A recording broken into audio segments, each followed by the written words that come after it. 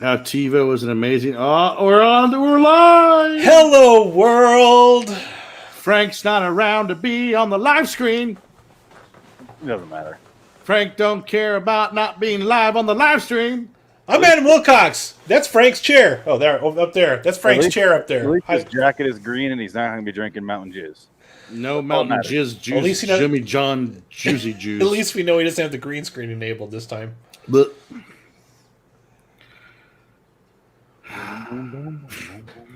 We've just been having a long conversation with Frank's chair. Yeah, we're killing time till about Roger Moore. Roger Moore and Frank's chair. And David Bowie. David Bowie. I could talk about David Bowie all week, dude. I have books about David Bowie. I do. You got books about David Bowie? I got books about David Bowie. There's books about me. About someone. Nicolas Cage, but of course. Is that a fake? Is that a fake cover? Oh, it's a journal. By the way, shameless promotion. I'm giving this book away tomorrow on my channel. Whoa! Be there. I'm getting kicked out now. Did you get that at like some kind of thrift store for 10 cents? Nope, got off Amazon. Oh my god, you spent some money there. It's pretty, man. It's 20 bucks? There you go. Yeah, that's nice. Like 29, I think. 28, something like that. But free shipping with Prime. Yes, free shipping with Prime. But I'm giving away a copy. Ready? Tomorrow. You guys ready? Yes, sir. Oh, I don't have my dice. Oh, we got to roll the dice on what? The theme song. I'm just going to play one. There you go. You're not doing 4 numbers anymore because we always pick 3. Yeah, 4. Pick 3, and then someone else picks 5 or 7. Yeah, it's 3 and 7. 22. I want to play a Simpsons one. That's fine. Let's go this one. Frank, you ready? Yeah. To hit the intro? Yeah. Oh, you better keep that hat on, Frank. Thank you. For your consideration, Springfield, an average little town, but a not-so-average monster. Boy, I'm getting mighty sick of this. Rough. Oh, well. Bordering in Wonderland, the Twilight Zone review. And didn't mention that the monster was a 10-year-old boy. Quite a twist, huh? Bet your Peter would come. Good evening, and welcome to a very special 2 hours of television. Tonight, we will see for the first time 2 original dramas created by perhaps television's greatest storyteller, 6-time Emmy Award winner Rod Serling. I think he's next to a campfire. A short film about a contemporary young woman whose life unfolds in a most unusual way. This is CNN. Post-Civil War Massachusetts. Oh, it sounds like this is being played off of a 33 record. Screenplay comes to life. So, Peace, love, dope. as we journey into a wondrous land whose boundaries are that of imagination. Your next stop, the Twilight Zone. Melissa Sanders is having difficulty completing her City Hall mission sculpture. Her behavior is characteristic. She delays, she defers, she refuses to commit to decisions in both the personal and professional life. Okay. She has all the time in the world, but she does not, because that world will change forever when Melissa Sanders walks through the door of a certain movie theater into the Twilight Zone. Now that really makes sense to me now. Rehearing that. Hello, citizens. Welcome to LIW The Twilight Zone Review, episode 216. Today we are talking about Lost Classics from 1994. Stories based on Rod Serling that he never got to make. First episode up is called The Theater. This time around, James Earl Jones is our host for the show. So let's talk about it. I am your host, Phoenix West, joined by Frank Links. Adam Wilcox. Lost Dick episode. I had to. I had to pull out everything I could for this episode. You had me going there for a second. I'm like, he sounds kind of weird. And then all of a sudden, your lips stop moving. I'm like, I know. I'm like, He was drinking when he was talking. I'm like, did my screen freeze? And I'm like, he's just transcended into video now. He's just omnipresent. I'm Lawnmower Man. Oh, God. Yo, did I play the right intro to the right one, or did I? Yeah, you did. Yes. Okay. That's I'm being on correct. Cyberspace. Yeah, because in between James Earl Jones and James Earl Jones was a commercial. Yeah. What was the commercial? I don't know. Okay. See, I wish they would have taped the commercials because I love watching old commercials when I watch these things. It was Those a are James great. Earl Jones commercial. He was selling Corvettes. He was saying that The Lion King on video cassette was coming Yeah. out. Buy The Lion King on VHS now. This came out the same year as Oh, hey, I see it. So, okay, Amy Irving was Mrs. Steven Spielberg at one point. She stars in this episode. Amy Irving was also in Carrie. That's what I remember from. Yes, You got some and big tits. not really. You know what's She's- weird? Priscilla Pointer is also in this episode. Seinfeld. No, she was Steven Spielberg's mother-in-law. Creepy. Wait, who? Priscilla Pointer. Who's that? She was also last week's episode that we watched. Huh? That's It Kate was a movie. Capshaw's mom. No, it's I think it Amy might be Irving's mom? Irving's mom. Oh. So yeah, So- family affair. Oh, so they were all. She was a fucking actor too, from an acting family. No wonder she was in fucking shit. Of course she is. That's so annoying. Yeah, I always. Nepotism, man. It How's is. Well, that's about all it? Hollywood is nepotism. It's Nepotism. disgusting. You want to see the most Jesus. hilarious IMDb? The director of this is named Robert Markowitz. Yes. Who? We are discussing the theater. If you're just tuning in, Markowitz. He directed this episode and the next one. Yes. Let me show you his IMDb page because it is. You'll notice a consistent theme here. Oh my God.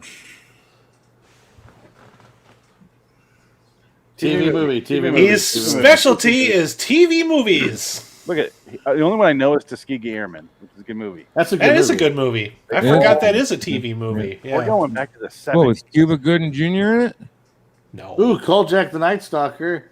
He did one of those, or was that Kolchak? Isn't Cuba Gooding in every Tiki? Hold on, Kojak. No, it's Kojak. It's not Kolchak. It's nonstop, and he hasn't directed a movie since 2006. Is he dead? Wow. No, Oh, at least it doesn't say. There's a reason, Phoenix. This man sucks cock. And he worked for Spielberg on Amazing Stories back in the 80s. excuse me. I'm a professional film director. I have done lots of TV movies. That's my profession. Excuse me, Frank. I am Horowitz, or whatever my name is. Man. Pinky's out. Pinky's out. Come on now, Markowitz. Markowitz. I'm sorry, LDE. Wait, is that his name? No, how funny is watching Amy Irving be a welder, and she has her fucking hair. I was having a hard time recognizing Amy Irving through her very 80s fucking perm. Okay, that was like really distracting. I'm It's like a that does not 1994 look good on thing. you. Yeah, She had I'm- a great I know ass. she's a welder. she was welding that cup at the beginning of the show. I have never been more checked out during Yeah. the episodes that we've done than these two. Yeah, dude, it was Oh, a hard watch. absolutely. Yeah.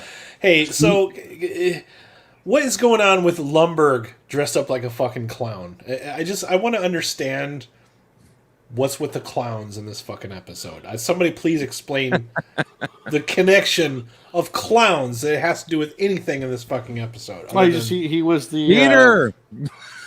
He was just the. when I think theater, the messenger. first thing that pops into my mind, Frank, is clowns, right? I mean, I don't. That must have been a thing in the '90s. Was clown messengers. Amy Irving, Lumberg fucker. So I got Lumber Lumberg. fucker. Fucked her. While drinking a cup of coffee. Yeah. Yeah, Peter. Peter. Hi. Yeah. Hi. Peter. Stephen, Pinky's hi. I'm gonna have to go ahead and ask you not to go back to the theater. Okay. Yeah. You're probably going to see your own death. It'd probably be a good thing not to go back in there. Great. Yeah. So yeah, now Lumberg. I got a meeting with the Bob. The two Bobs. Bobs. Yeah, the Bobs. I got a meeting with Bob's. I'm gonna have to go ahead and ask you to come back later. That guy has upper middle management all over him. Written all over. Written all over. I'm gonna have to go ahead and disagree with you there. Peter's been really flaky with his work. Can I tell you about the TBS reports? I know that movie front to back. It's sad. Speaking of you, Lumberg, what would you say you do here? Yeah. Don't jump to conclusions. And then Irving, she's doing that Yeah, they're doing that typical bullshit where it's like if there's two women talking on a made-for-TV movie, they have to be talking about a guy because, of course, that's all women ever talk about is another guy. And that was Susan from Seinfeld. Yeah. What is the basic story of this episode? Let's just get the basic story and then we'll nitpick from there. She's a dumb bitch who can't make a decision, and then the Twilight Zone says, "Well, bitch, here's the decision, make it," and she don't, and she dies. And there's also some clowns in it for There's some a reason. subplot where she is mad at him, then he shows up and apologizes, dressed as a clown, singing a song. Please play this, Frank. I wish we had a video. Hello. Mr. Sanders! Yes. Got something for you! What do you think it is? Got something for you. There's more! You know why you do that? I think I got my reading glasses. What are you doing? This is when he pulled out his cock. Sorry, James is sad. James is a rotten, lousy cat. James Got googly eyes. missed your date. Doctor kept him up real late. Please say you forgive and hold all blame. Love and kisses, Dr. James. Tell him I forgive him. Lumber. Sucker. Next time, call. I wish the episode ended here. I mean, first of all, I just this was the first thought process that went in my head because I got to overthink everything, right? But Yeah. she forgives him, but the first thing they're talking about is he's standing her up. He's a fucking doctor. Obviously, if anybody's going to stand anybody up that's a doctor, he has a good excuse. It's not like he was late at the office the night before or, Secretary. he's not a stockbroker. He's a fucking doctor. He's on call. Is he Patch Adams? Is that why he has the clown outfit? Yeah, dude. He's taking the Patch Adams approach? If I was a doctor, I'd be like, bitch, you should be apologizing to me. To be fair to her, she wasn't like fully mad. And she's a welder. Fully mad. And he dresses as a clown, and to her credit, she doesn't go, "I want the fuck out of this relationship." She just goes, overlaps, and then goes, "Yeah, I think she's Money. at this point. Get away from the scary clown as soon as possible." I just want to throw a hypothetical question out there to the panel. Okay, go back to like when you were 27 years old, or however the fuck old Amy Irving is when this is made. All right, 32 maybe. All right, you're dating somebody. You're not in a committed relationship yet. You're dating somebody. Maybe it's 49. getting serious. Maybe it isn't. 39. Maybe you haven't been dating them that long, and somebody stands you up. And then your girlfriend shows up at your place of work the next day, dressed as a fucking clown in front of your coworkers. Please tell me how the relationship continues from here. Because for me, that would be an about face. I'm out of here. Goodbye. I'm done. All right. Funny you say that. That's exactly what happened to me. I don't think this is the first time this has happened to her. You're probably Either with Gary right. Cole or with previous boyfriends. I think she attracts clowns. She's a clown whore. The guy just shows up dressed as a clown. I was like, yeah, can I pester one of your employees right now dressed up as a clown?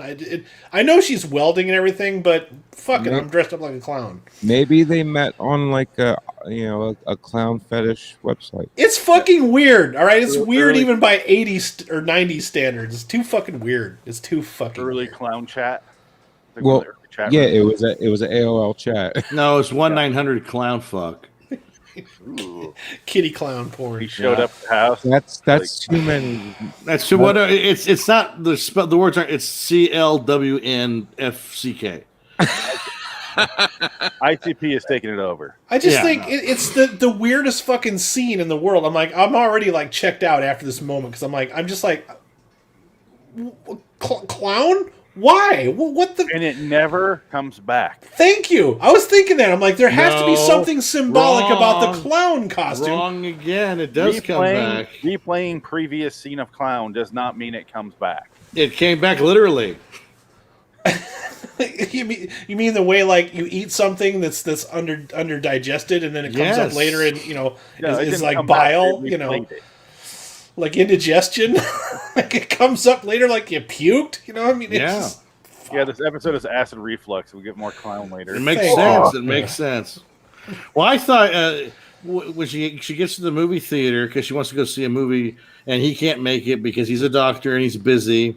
He wants to marry her. She says no. She doesn't have time for it. And he's like, "Oh, come on, marry me, marry me, bitch." She's a welder. Yeah, But how does that he's the work? one Yeah, that- he's the fucking He's an artist. sugar daddy. you know, she's got time. You know, it's like he doesn't have time to make the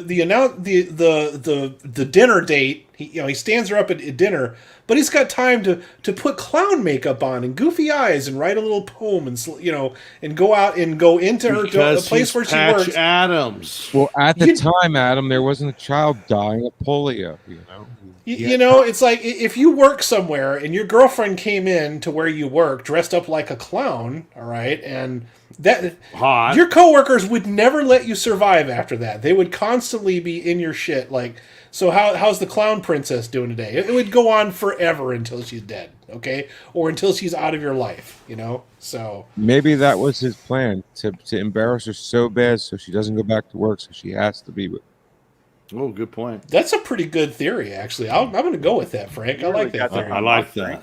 You're giving this episode too much credit, but I'll go with it. I like it. I just want to. I've lived it. Frank's wife is a nurse. I think he's done this. Yeah, that makes sense now. If I isolate her enough. Well, you can go in. Okay, hold on. You can go into a hospital dressed as a clown. People are going to think you're there to cheer up some kid or something. But Unless you're John the Wayne clown Gacy. came into her place, which we don't know where she works. She's just welding something, you know. So Well, first off, she's a welder. I'm sorry. okay, She's and her artist. friend is just standing there next to her while she's welding. She's not wearing any protective gear. Or Well, that's the anything, thing. so- She's got that 80s hair, and she's welding. Her hair would be gone. hair's hanging Her hair's out. sticking out of the You know how fucking much mask. hairspray they used? They used So- to. I remember girls used to wear a half a Yeah. can of hairspray on the front part of their Yeah. hair. Like just this. The Remember amount of this? CFLs that were just Anybody emanating remember off this that look head. where everybody had like fucking like a rooster tail on their fucking head? You know, it was always There would have been a quarter-second difference between her lighting the blowtorch and her head on fire. Yes. yeah. She would have Michael Jackson her Right, way right out of exactly. that fucking job. Holy Would have shit! been blue. Just like that Flame girl looking from blue. Soul Taker. I rewatched that the other day. Yeah. Joe Estevez, brilliant. I just want to say, going up what Dick said, I thought she mentioned she wants him to go to a film festival with her. Well, Yeah. she said. I think she just says they're showing her favorite movie, and you promised to take me to it. But she might have said film festival, I but thought she they said fucked festival. up. She might have said it. I don't remember. It was hard to understand what she was saying, like through the bad audio of the recording that we watch. Also, her lips don't move when she speaks, so it's hard to make out what she's saying. Anyway, We'll so. talk about that in the next episode. Okay. Because that is it makes a hot up for it in fucking the mess. last one. Yeah. But I thought she said film festival, and then they proceed to show His Girl Friday Yeah. every single day. Yeah. And then it's fucking packed every night. Well, Pat, there's maybe 10 Packed people or- in there. Yeah, there's just like 4 people in there. You know. I For an know. old movie, that's packed. It was almost Damn. like- It's a was almost comedy, like not a one of those, tragedy. like old theaters where you went in to jerk off. It's the New Beverly in LA. No, just Is that what it was? I'm not I was actually thinking about you guys when they were watching it. Like, when you guys lived out there, were there theaters that pretty much predominantly played like classic old? Yeah. Okay. Yeah. porn. the New Beverly in LA. It's, You'd be surprised the lack of porno theaters in Hollywood. You'd Wow. be There's surprised like the 2. amount of them here. I used to Well, live yeah. outside of New Beverly, and it was a porn theater until Tarantino kind of was a part owner, and then he turned it into like they'll do two back-to-back Yeah. movies, they'll do double features, and it's always like really good movies combined. And So then you're porn. watching movies, and I'm like, people were jerking off right here, just 8 years ago. Don't wear shorts in that theater, that's for sure. No, That's what what's his face was caught in. Who was it? Paul Pee Wee Rubin. Herman, Paul Rubens. Pee Wee Herman. Yeah, Pee Wee Herman was caught in one of those. And theaters. Fred Willard, don't forget Fred Willard. I say, I don't know. He was- If Paul he was more Rubens was recent. caught in a theater that I owned, I think I would just own that and use that as a selling point. Yeah, I'd put it right on the front where My Paul career's Rubens' over. career ended. This is where Paul Rubens' career ended, right here in this Pee theater. Herman just Pee Wee right here. I never understood why it was a big deal that Pee Wee Herman was caught. it's It's like it was illegal. Or Frank, they were simpler Yeah. times. They were simpler times. There was a time too where somebody getting a blowjob in the Oval Office was the worst thing that a president could do too. So just throwing that out there. But it wasn't simpler times because it was everyone knew Kennedy was fucking women in the Oval Yeah, Office. that And never then he got mentioned. More Yeah. innocent from there somehow. And LBJ used to whip out his dick at every moment because he had a giant cock. look at it now. It's a fact. Yeah. No, LBJ had a big cock. My pants pulled up around the Fuck, bunk. yeah. No. Oh, So you- whatever. Anybody that always gives me that bullshit about the president, how he's disgracing the office. The office has been disgraced since fucking 1774. Dick's Before half of it takes. Jesus, come on, give me a break. Fuck mate. you. I mean, you know how many slaves served? Yeah, I mean, come on. in Who there? built the White House, my Jesus. friend? Let's call it the White House. You notice when she goes, yeah, That's Paul Mooney. Paul Mooney joke. yeah. I You know. notice when she goes into the I theater hate the you, first Dick. time? When she goes in the theater the first time, you hear a weird voiceover of the conversation again. for Yeah. no reason. Well, there's a lot of repeating in this episode. Yeah, for and, some reason. the thing is, it's not like it's not. I just got done watching. By the way, today is Groundhog Day when we're recording this, so I just watched Groundhog Day like maybe a half an hour before this episode. But You said that 5 minutes ago. Did you just ask me that? I'm having the worst deja vu right now. 216. I'm Phoenix West. I'm I friendly. saw my shadow. I'm still Adam Wilcox, I think. Lost Dick episode with So, Jack Palance. Oh. Hello, citizens. Welcome to the Twilight Zone review episode. All right. That's pretty good. It's very nice. All right. Oh. She goes in the theater. She sees the previous scene of her terrible fucking life where her boyfriend is a clown and humiliates her in front of her welding friends. The welding I don't want to hear it again. I know. Yeah. Eating cheeseburgers. And then there's a bunch of like it goes from the movie into the like splices between the previous scenes that we've already watched. And then it keeps going back and forth. And she leaves. She goes to the actual hospital and talks to Dr. Lumberg. And she's like, "Hey, I was seeing this movie and it has our scenes. I don't know how you did it. It's a great trick." And he's like, "I don't know what the fuck you're talking about. How are you the crazy one? I'm the one that dressed up like a psychopath clown." No shit, that's what I was thinking. I'm like, if she'd have dressed up like a clown, this would have made a little bit more sense. But he's the one that showed up to her work dressed up like a clown when he's a fucking doctor. I'm a There's kooky nothing artist. they could have done for this episode to make any sense whatsoever. Thank you, Frank. I'm glad you noticed it too. There's a reason this is a lost episode. You know what? Kept it lost. You know what this episode reminded me of? It reminded me of that episode of Monty Python where they confuse the cat. They have to confuse the cat because it's depressed. That's what this is. This episode is it's the actual confuse a cat. This is what you make your cat watch when your cat is depressed. Okay, to confuse it. Yeah. It should be called "Needs Two More Drafts" episodes. Rewrite. Like, yeah. First, it's season 5. Here's my first draft. Do with it what you may. Like, okay, I like the premise of her going to the movie theater and seeing things happen that just happen. They could have done something. The problem is they don't do anything with it. There's no payoff whatsoever other than him. Nothing comes back. Him dressed up like a clown. This scene here, which they showed at least 5 or 6 times that I counted in the episode, means nothing. Yeah, she goes back to the theater. She sees a scene where she's outside staring at that fucking thing through a window. This fucking clown in a toy store or whatever. It's fucking weird. And then the bullet goes through that glass and it breaks. Yeah. And then that's where that one ends. Well, first off, where the fuck has she seen this movie if a guy is running with a gun telling a robber to stop? That's a bad neighborhood. Right. And she's taking the bus, and she takes the bus wherever she goes. Does she an not have a artist. car? I understand she's a welder, I hate but to say it, there's no great neighborhoods in the bus line. She is Apparently an not. artist. And why is it in these 90s movies like this, when they're in a bad neighborhood, like you just said, Dick, the only one wandering around outside is a blind man? in the middle of the fucking night, wandering around outside. That fucker went to bed at least 6 o'clock. There wasn't too many extras on the street. I guess they couldn't afford them You for live that near shoot. Tampa, Adam. You know damn right well if you go downtown at 2:00 a.m., you'll see a blind man. He doesn't know Ironic. what time of day it is. It might as well be 12 noon for him. It's the stupidest fucking thing, man. It's just like this episode thinks it has symbolism, but No, that's my biggest problem with the episode. Yeah. Why is the blind man the guy that's spooky scary? Is it because he was spooky, black? spooky. If there's one guy that's not going to attack you at night, it's going to be the blind dude. Yeah. Well, the guy that comes. But he was black. Unless it's Rutger Hauer from Blind Fury, you're going to be fine. Okay. Well, I don't understand the construction worker who comes out of the alleyway with a hammer screaming. Like, also, in the I was middle of the waiting night- for the bus. Well, why didn't you wait for the bus? he Why comes not out and wait goes, a hammer? and expects her not to freak out. Like a psycho, yeah. People that It's just- wandered out of the end of the second episode. You know, guys got to work. I mean, he was a roofer. You know, She's a welder. She should understand this. Yeah, I know. She's carrying a acetylene. She tank. should have more in common with that hammer than the fucking doctor that she's pretending to date in this fucking If episode. only she carried her acetylene cans around or tanks around with her in the episode. That'd be hilarious. They would do that if we were watching an Arrow superhero show. Okay, And you get like, oh yeah, you throw his arrow into it and explode.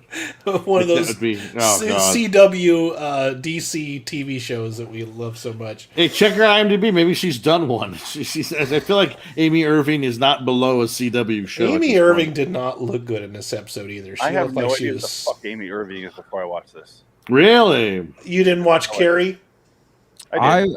I saw that she's in there, but You didn't Yeah, read about Steven she's- Spielberg's personal life in the 80s? that's all I know. She's her. I did not like Metal Shop. No, No. it's awful.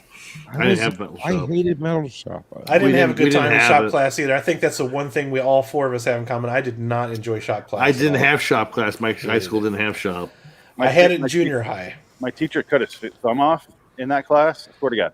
And I had to pick it up off the floor while he's Nice. Oh, Hospital. God. Dude. Was it like UHF? Oh, Butterfinger. Hey, wait. I'm gonna wait until Frank gets back on and then get more gruesome and it's Okay. gonna improve. Phoenix, So I'm wasn't that attaching back a the bloody stump on No, God. wasn't that a scene from Escape from Alcatraz that and you're it's talking bleeding about? everywhere Yes, it and was, there's yeah. guts and there's spraying blood on me All right. and I'm having to attach it with thread and needle and he's bleeding and his pus is coming out. Let me ask you this, Phoenix: when you reattach the thumb with the thread needle, did you also get a home ec class credit too? And You he's couldn't. screaming and there's blood spraying out You everywhere. can't. You can't reattach a thumb with string and a No, it needle wasn't the bone. and It was shot right above ass. Since it's high school, if you reattach the thumb with red needle, do you get a home ec Home ec, credit yeah. for sewing? Do you Yeah. get a Yeah. home ec credit as well? So it's like a double credit then. It's worth it. Yeah, I would do it. That's how you graduated high school. Shit, I'd chop his thumb off and sew it on just for the credit. Fuck it. Yeah, but let me tell you how much blood there was. Not much. About as much as a Mountain Dew I ball. did watch. I did watch my 6th grade teacher just keel over and die. Really? Yeah. Tell me more. She was just. Wow. Really? In school? In this classroom? Yeah, it was like 10:30 in the afternoon. I guess Whoa, that's fucking traumatic for kids to see. die on the job. That's pretty weird. Hold on. 10:30 in the afternoon. What the fuck is that?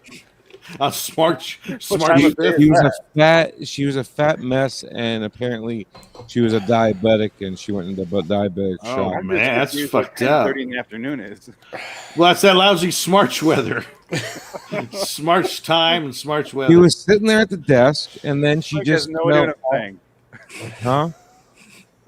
What is literally 10:30 in the afternoon? What does the, that mean? the 13th 10:30 month. in the morning. 10:30 in the morning. My bad. 10:30 in the morning. Oh, my face. I want to imagine just sitting there in the classroom at 10:30 in the afternoon and watching my overweight teacher just die in front of me. That'd be amazing. Literally 2 days before this happened, my mom had a parent-teacher conference with her, and my mom asked her when she was due. Oh. Death? Did you go to the movie theater and you saw her die before you went to school the next day? Yeah. It was My weird, chemistry man. teacher in like 9th or 10th grade, maybe 11th, something like that, high school point is, announced on her first day. She took over like a couple months into the semester, and she announced, I have seizures. I need you guys to, if you catch something, go get help. Wow. So every fucking day after that, I'm just like, yeah. Like, I don't want to be responsible for your fucking life. Maybe go get help. Go get a helmet. I'm not paid for this shit. I'm going to swallow my tongue and choke to death. You got to save me, boy. Save me. Every pause in her sentence, I'm like, snaps to my attention.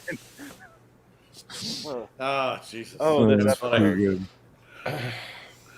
I think all my teachers, we destroyed one in the second grade. She had to retire early because we drove her insane. She was like a 75-year-old woman. You guys went to all the cool schools. The fucking craziest thing I saw in school, actually, other than like, you know, girl fights in between classes, was the substitute guy that they brought in to Monetary Study Hall, which is where you don't want to be in the high school that I went to. And everybody in there drove him so insane that he just got up and he says, "God fucking damn it!" And he kicked the garbage can across the room. And then he left, and we never saw him again. Was it Morgan Freeman from that movie Stand By Me? No, it was an like a heavy set bald guy. He's one of those guys that had like the 3 hair comb over, like Michael Chiklis? 3 strands of hair Was he a combed over his special top. needs as you made him sound? Oh, it's There great. were, Adam, right? There was a substitute teacher in high school where We'll she talk was about the notorious for Well, not there's no letting point. anybody go to the bathroom, right? It's 29 minutes long. She was notorious for not letting anybody leave the room for any reason whatsoever, right? So my boy Jay, he's like, I gotta go to the bathroom. She's like, no. He goes, if you don't let me go, I'm gonna go right in this trash can right next to your desk. And she goes, well, you're not going. So he whipped Wow. and he pissed into the trash can right Wow. to the fucking desk in front of the entire class. See, That you, could be- you guys went to the cool schools. I didn't. No, well, in this I'm day and just age, that'd be glad he- sexual assault. I'm glad you just said he pulled out his dick and then he pissed. I was like, oh God. And then he raped the bitch right in front of us. Like, I don't know where the story is going. This is like that No, movie, high school 1980, class of 84. Was that movie? That was Yeah, over class of 1999. That was He got Yeah. expelled for it. I mean, that was a badass movie. you know, yeah, he wasn't allowed back in after that.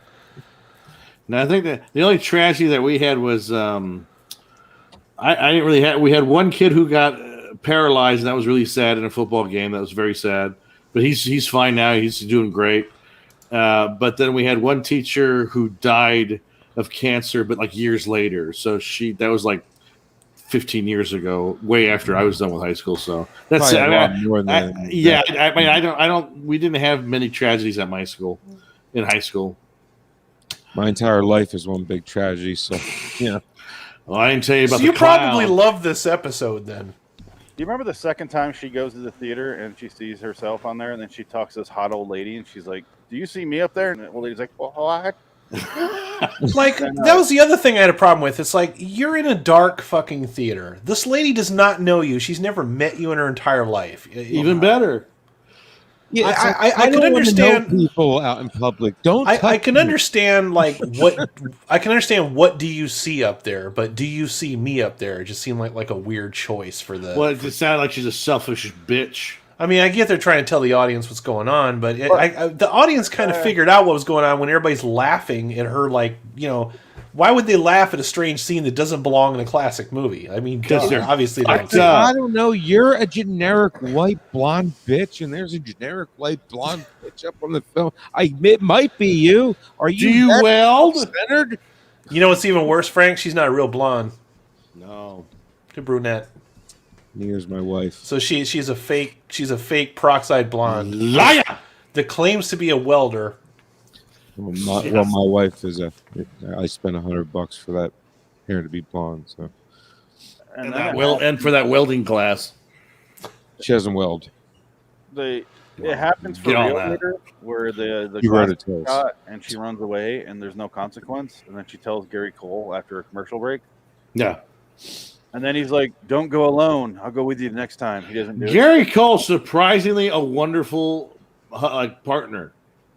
Oh, like yeah, a really nice. He's not mean to her at any point. That's why I couldn't No. understand why she was upset with him the first time. It's like that when we finally see him, when we see Dr. Lumberg, he's like wrapping a bandage around a patient, and then they just let her go in there and talk, and she's like, "This is something at the movie theater." I'm like, he's with a patient. Take your movie bullshit outside and wait Because for him to she's finish. a selfish bitch. Exactly. Adam, she she's dies. a woman.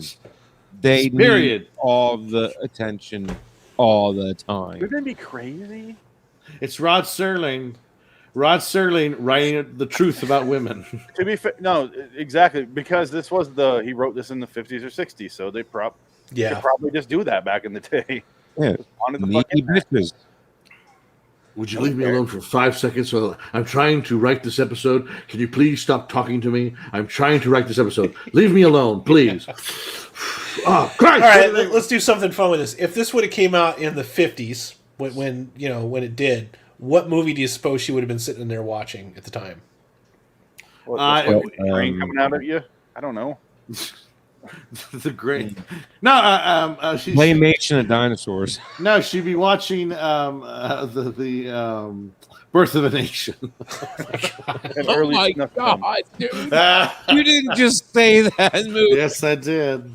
She'd be watching Birth. This is my favorite movie of all time. I feel like Dick's the type of guy that has Birth of a Nation collector's edition, like Criterion collection version of it. And those of you out there that don't know that that's such a joke, fuck you, and you should really learn history. No, he's going to get his Blu-ray. He's gonna go. Oh my God, no! I went down the rabbit's hole. You guys should have stopped me. The first film ever screened at the White House. The hate is in such crystal clarity in the 4K. It is amazing. It's 3D hate. Oh, it's beautiful. When they write it, You mean something like this? Oh my God! God damn it! Why? And for my sins, he produced the joke. Oh my God! Did it really have a burning cross on the? Oh well, this one's not as bad. Was that signed? Did D.W. Griffith signed it? This is a silent classic. Oh, Dick! It is available on Blu-ray. You can't When find our it. It's heroes- not like it's illegal. When our heroes go down the hill on horseback, it's a beautiful scene. Hey, that was shown in the White House, by the way. I know. 1919. I just said it was the first. Ever R.I.P. Loitering in Wonderland YouTube channel. Oh, that please! This will I get us showed- so much attention. I showed Titty last week. You're That's right. true. You didn't hear nothing. Nobody said nothing, did they? Nobody Yeah. cares. It's not the first titty. It Yeah, was we're 4 fine. hours into our show, our live show. You got more audio listeners than you have visual listeners. Yeah. Right on, man. You can hear the titty in the. You can hear the racism from the Birth of a Nation VHS copy. So to wrap up this fucking turd burglar of a fucking show, she sees things spliced in. Burglar. Yeah, she sees things spliced in the middle of these movies. This same classic movie that we mentioned. I forgot the name. His Girl Friday. His Girl Friday with Cary Grant, and only she can see it. And she sees things that have played, and then she also starts seeing things that haven't happened yet. In the theater of the mind. And she eventually sees her own death, In her and that. which is her running out in front of a bus. Some Then she guy- dies. Some guy pushes her, and I love it when she sees that, and then she's like, "Oh!" And the guy goes, "Hey, lady, it's a comedy, not a freaking tragedy." And that's all he says. That's the only. And then eventually Lumberg goes to, after she dies, Dr. Lumberg goes to a fucking the same movie theater. No, hold on. Adam. Well, okay, no, here's the thing. This is Backtrack a second. This He is the talks about twist. it by going, well, it said the 20th. The 20th has passed, so you're fine. That's the twist. Cut to her going back to the theater, him going to work, and then the coworker being like, "Oh, it's the 20th," and he's like, "Oh," and he's like, "Oh," starts running. Bitch goes outside, gets hit by a bus, and dies, and he's just a few seconds too late. Awkwardly hit by a bus, too, mind you. Awkwardly hit by a bus. If you knew that you were going to die on the 20th, Right there. you wouldn't leave the Lock my house. You would ass fucking lock inside. yourself in your bedroom, okay? You would not leave Final the house, destination. period. Yeah. Yep. Yeah, he goes back, and she's dead. Our main character's dead. Nobody cares. You don't know a goddamn thing about her, other than she's willing to fuck a clown every once in a while. He goes back to the theater and starts seeing himself. Yeah. The end. Well, yeah, that was kind of the odd part. Was like, oh, you're in the Twilight Zone and you're related to this woman who saw her own death. Now you get to see your mistake of the last 24 hours on the big screen. Make you feel real good about Crazy jackass. I don't know why Yeah. the fuck he went there, knowing full well it killed his girlfriend. Yeah. And Because he already knows that at that point. He already figured it out. He doesn't need to be. He doesn't need to be kind of. Because there's only one other, there's only one other like place he could have gone. Yeah. Because they only had like 2 scenes, like 2 sets.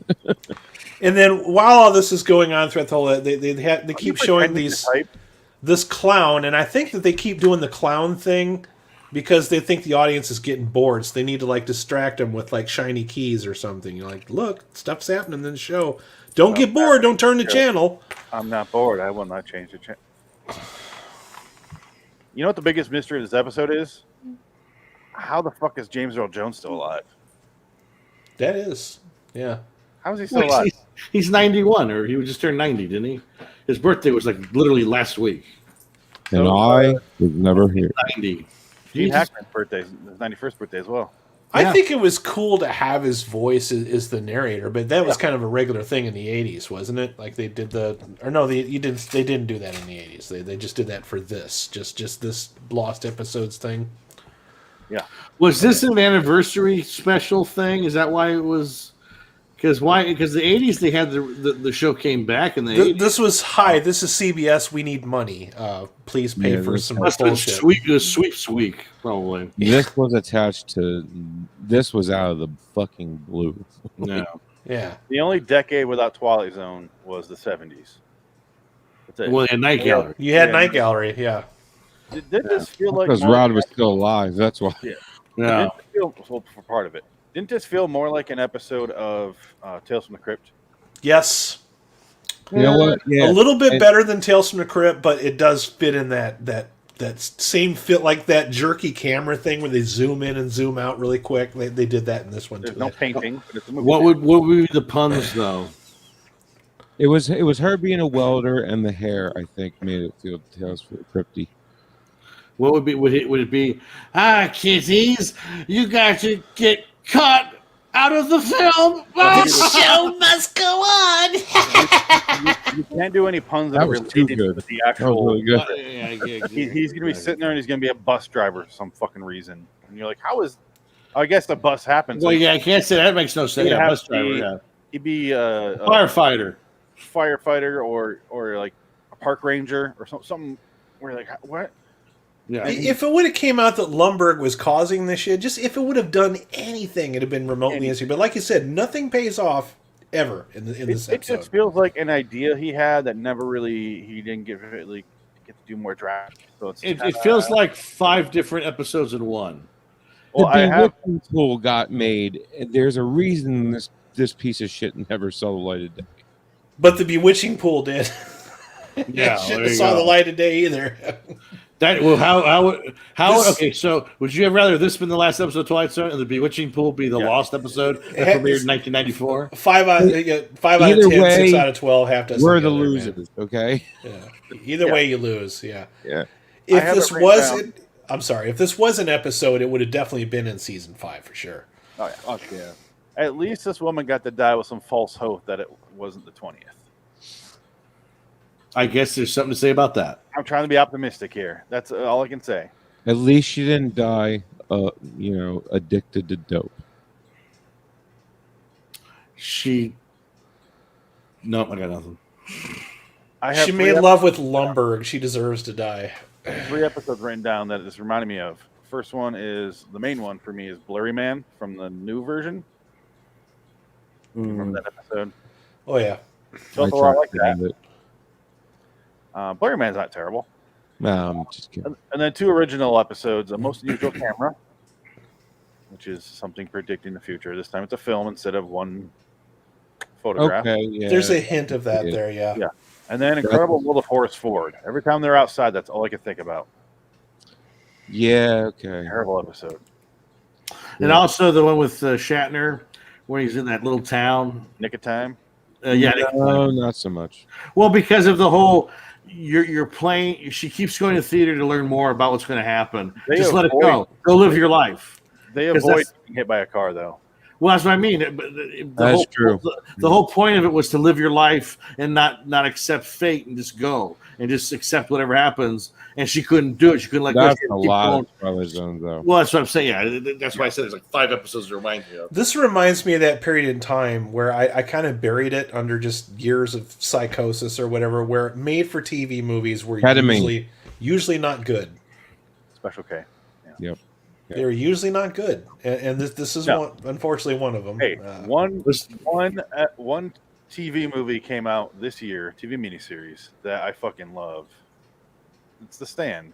Well, they're better now, but I'm just talking because like you guys remember the People versus OJ? That was fucking incredible, but that was a mini series. So TV is much better now. It's different now, yeah. But back in like the 80s and 90s, something that was made for TV meant that it was inferior. It was not good enough to be in a theater. So That's when you get Robert Markowitz. What do you have to say here, Robert?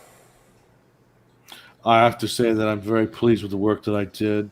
And if you don't understand it, you just didn't read the material by Rod Serling, who developed a screenplay that I just loved and adored. And I had my friend Richard Matheson do the teleplay for. Mr. Markowitz, you sound a lot like Christopher Walken right now, but not at all. Did you fuck Amy Irving and all? Yes, I did twice. In the clown What neck. about Jack Palance? Oh, absolutely. With the no leg prosthetics. It's Jack Palance, by the way. My number one, a guy. You are my number one guy. Jack Palance. I crap bigger than you. Amazing career of that motherfucker. Oh yeah. I love City Slickers too. But we're not on that episode yet. Yeah. The Legend of Curly's Gold. Oh, let's not say things we can't take back. Hey, Daniel Stern and Bruno Kirby are Oscar. That was the first one. They're not in the second one. That was John Lovitz. I know. The second one's awful. The second one was great. I slept through the second one. I don't remember. I don't remember it. But it's not good. When you watch them again, you're like, oh, the first one's a good one. Second one's bad. It's bad. Did we do since it's Groundhog Day and I keep replaying the events over and over and I don't know what time frame we're on? Did we do scores? Citizens, welcome Did we to do LA. scores for this yet?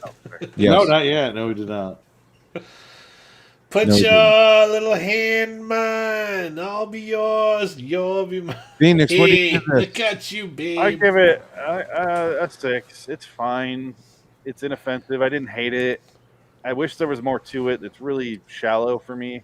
As far as shallow meaning, like there's not a whole lot going on. It's very surface level when it comes to the plot. And like Adam was saying, if something else was going on beyond what we're watching, that was a nice twist at the end, that'd be something. That might bump it up a little bit. But instead, we're just watching it, and then it ends, and you're kind of like, oh, okay.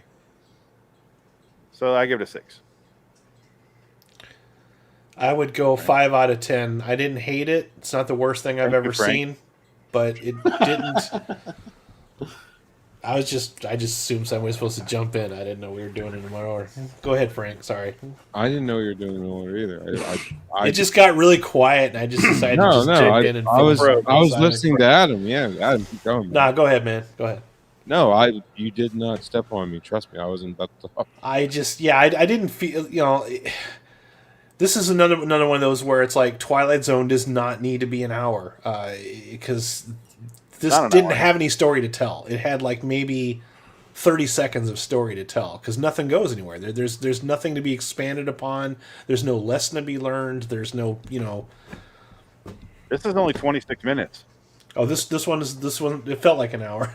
Oh no, trust me, it was an hour when it aired. They just padded the shit out of it. Yeah, I think that's what the clown imagery was, just to pad the fucking runtime out. There's It feels it really bad. A lot of Kodak commercials with Bill Cosby when this was on. A lot of pudding commercials about buying pudding. I'm gonna feed ketamine to a model and fuck her toes. Rocker Kurt Cobain has been found dead. I would like to talk to 94 you too. about some of the things in your show. One of you guys on the right want to go? What's your score? All right, so I'll give this piece of shit a 3. Wow. It's personal. That's that sounds mean. You're just angry. It hurt you. It touched you. Show us on the doll where it touched you, Frank. Why do you hate so much, Frank? As he holds up his Birth of a Nation Well, box. what Dick is really saying is learn how to focus your hate toward a particular group of people. Not No, that- I hated this because I knew that this was Rod's words and it was bad. And in this case, preferably, it's the Jews. Well, from what I understand, yes, completely. But what I understand is they didn't edit the scripts at all. Oh, they didn't. They filmed what Rod wrote, and Okay. that's what This- I This Well, needed yeah. an extra coat of paint. Somebody should have built on this, like taken it and added Well, some did, things to like, it. Yeah. did they read his notebook? Is that where this came from? It was like a Remember how I half-written used to tell you script? like Yeah, those yeah. episodes, those season 5 felt like cocktail napkin episodes, like it was Yep. just written in a bar. So here, film this. I'm busy. Fuck off. Yeah. These two episodes came from his daughter. Well, yeah, but the second one feels more and complete. Yeah. The second one's a little bit better, I would say. Oh yeah. I was gonna say it either came from a family member who went to the original, or it came from CBS had these when he turned them in. And they're like, no, these Yeah. aren't good. So yeah, but if it came from Ann Serling, then I definitely understand. But Yeah. I didn't mention last week that Carol Serling, his wife, is in the Nightmare at 20,000 Feet. Oh, okay. She's the woman who's sitting in the seat in the beginning when John Lithgow's in the bathroom, and she's I was like, gonna say, "What's going on in there?" is she the monkey out on the wing, or oh. No, Is she that's smoking in the episode? no. She is holding Twilight Zone magazine on it. Oh, there you go. There you go. She made some cash off that. Okay, we're done with this, right? Dick, out of 10? 6.358. It's fine. You always doing like a. What do you always I had to bring that back. I had to bring it back. I brought it back. So what? I'll give it pi squared. Like 6.53. All right, not too bad. Other than Frank, 3 is like when I'm. You're the one that gave it the lowest score. That's why I said that. You act like Oh, okay. You gave it the lowest Like- score. No, just the way you said that, I'm like, okay. I said not so bad except for Frank. I'm not Oh, sure. right. Can we just make fun of the overuse, the gratuitous use of flute music in this whole fucking set, man? Just constantly. Now watermelon seed. Well, it was the 80s, man. There you go. How do you get half? No. Found a video of a guy playing. I wish we had a clip of Zamfir's greatest hits, so that we could remind the world that there was a time where they thought they could actually sell that to people, and we would just laugh and laugh and laugh and laugh about that. Who? Let's go. There was this commercial on TV, I remember. It was like either 80s or 90s, and this guy played the pan flute. And you know how they always have like K-Tel's fucking music? You know, they're always trying to take some has-been artist and sell like a collection of their songs. There I it is. thought you'd never ask. Watch what I'm about to do. Just lift. I found this guy for a reason. Oh, please tell me. Because it's never been cool, but they did overuse the flute music a lot after Karate Kid, and that was the only time it was ever like acceptable to use. But after Karate Kid, flute music was in everything. His name for a is while. Eric the Flute Maker, and he said, it sounds like a threat more than a promise. He says, my panpipes will be back soon, December 2020. Oh my God. Oh, hey, Eric, calm down. Hey, Phoenix, did you have pan flute illness on your 2020 checklist? Yeah, and it never came out. So you lucked out on that one. Yeah. But yeah, Is Zamfir this was a real because thing. Yeah. Cobra Kai came back? Is that why? He just Wait, figured. oh, shit, he's back. He kept his promise, guys. Let's look at this real quick. Can I see what he looks like now? He looks like a burnout hippie. Oh my God. Surprise, Shut surprise. Oh my God. Actually, it's Wow. better than he did then. He looks like. Here we go. I found it. This is gonna fucking crack you guys the fuck up. Hold on. This is what this episode was reminding me of. Zamfir. So you don't think I'm nuts. This won't change that. No. Probably not. There he is. The fact that I remember shit like this. I think wow, look at that. So I don't want to.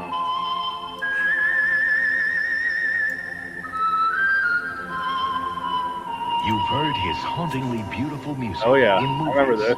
on radio and TV. Holy shit. He's sold over 20 million records round the world. Well, there you go. His All name Peru. is Zamfir. 20 million where? In like That Scranton, magic Idaho, the or unforgettable Spain. sound. Now in his magnificent Hey, all-new it's collection, fucking Zamfir plays the world's most beautiful melodies. Kill Bill. I bet you that fucking CD was $35.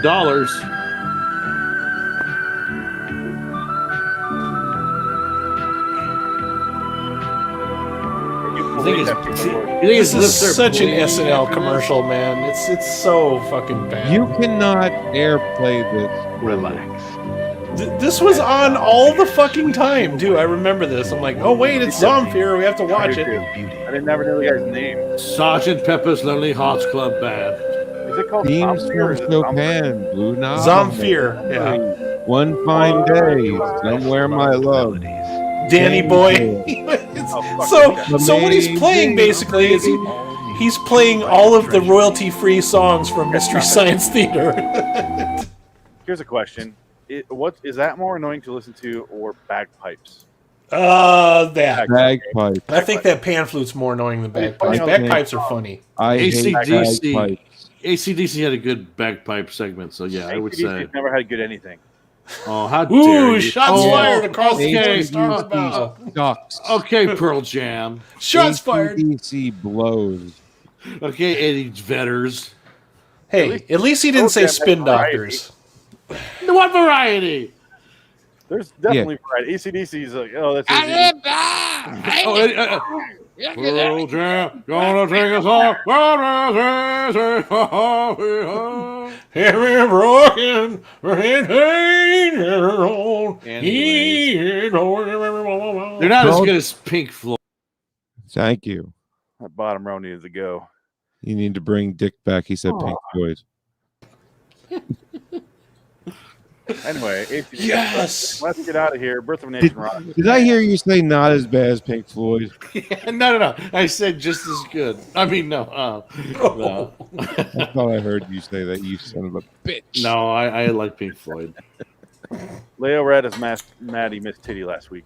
Well, Leo, I don't know what to tell you. I mean, you can always catch it on the playback, man. But yeah, if you watch, there was titty on last week's episode. The episode I had a teacher who was robbed and murdered in the parking lot when we were in school. Oh my God. Yeah, see, Leo Red went to high school a lot more north than where I went to high school. I thought my high school was rough, but Leo's high school was definitely way rougher than mine. So the farther north you went, the worse it got. Man. North of what? Illinois. Leo lives in Chicago. Oh, I thought you meant in Chicago. I'm like, no. It is the other way around, my friend. In Chicago. No, I was in Joliet, which is like 30 minutes south of Chicago. Leo is if you're in Chicago. the more north you get, the better it gets. Yeah, definitely. I'm from Joliet. So Wisconsin, Milwaukee's a shit. I live where Joliet Jake went to prison. Milwaukee's the only city I've ever been to where I went to the waterfront without fearing for my life. Yeah. There you go. Let's get out of here. Yeah, we're done with this, right? That was the theater. It was what it was. And next episode, we're going to talk about where the dead are. And this episode.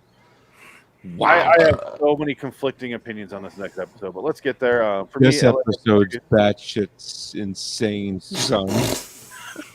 For me, LIWstudios.com, LIW the TZ Review on Twitter. Without Interruptus Frankus over there, we're good. LIW Anthology Pod on Twitter as well for our other show. Frank, what do you have now that it's your turn to talk? You took too long. Adam? RaidersOfLostFlicks.com, where you can find all of my social media, YouTube, everything. Raiders of Lost Flicks on YouTube. All right, Frank. No, just go to the IndieSportsCarPodcast.com. RedDragonsRadio.com as well. Pornhub.com. Are we still? Oh, okay. I thought you were going to tell. You look like you're going to tell me news. Like, oh, and maybe another place soon too as well. But I'm waiting. Good luck with that, audience. Dick? No. No, it's calling Frank a dick. Dick. Oh, yeah. Richard, do you have any plugs? Not really. I'll Okay. think of one for next. This is the part where you Next hawk your fucking Birth of a Nation video like it's QVC and try to get people to buy it. $35.95. I mean, look at that, Phoenix. That's a fantastic video he has there. Dick has books on Amazon. Buy Dick's books on Amazon. Yeah, that's fine. Appears. Yeah, but most importantly, he has a fan edit of Birth of a Nation where he cut out any sympathy for black people. It is totally. The restoration is incredible. It is a heartless masterpiece, and go find it. So he didn't alter it in the least. No, nope. He put his name in the credits. That's all he did. It was amazing. Doing this. It's like But he has a hood on. I can't see out of this damn thing. They weren't down with the sickness. I'm Dick Dickett, and I approve of this movie's message. He's got a torch. He's got a selfie like YOLO. I hate everybody equally. Go and get off your porches. Come and get me brand new torches. All right. Until next time. In the meantime, I'm Phoenix West. I'm Frank Links. I'm Adam Wilcox. Dick Dickett Nation. Citizens. Let's get the fuck out of here before we just ruin our show. Before we get banned.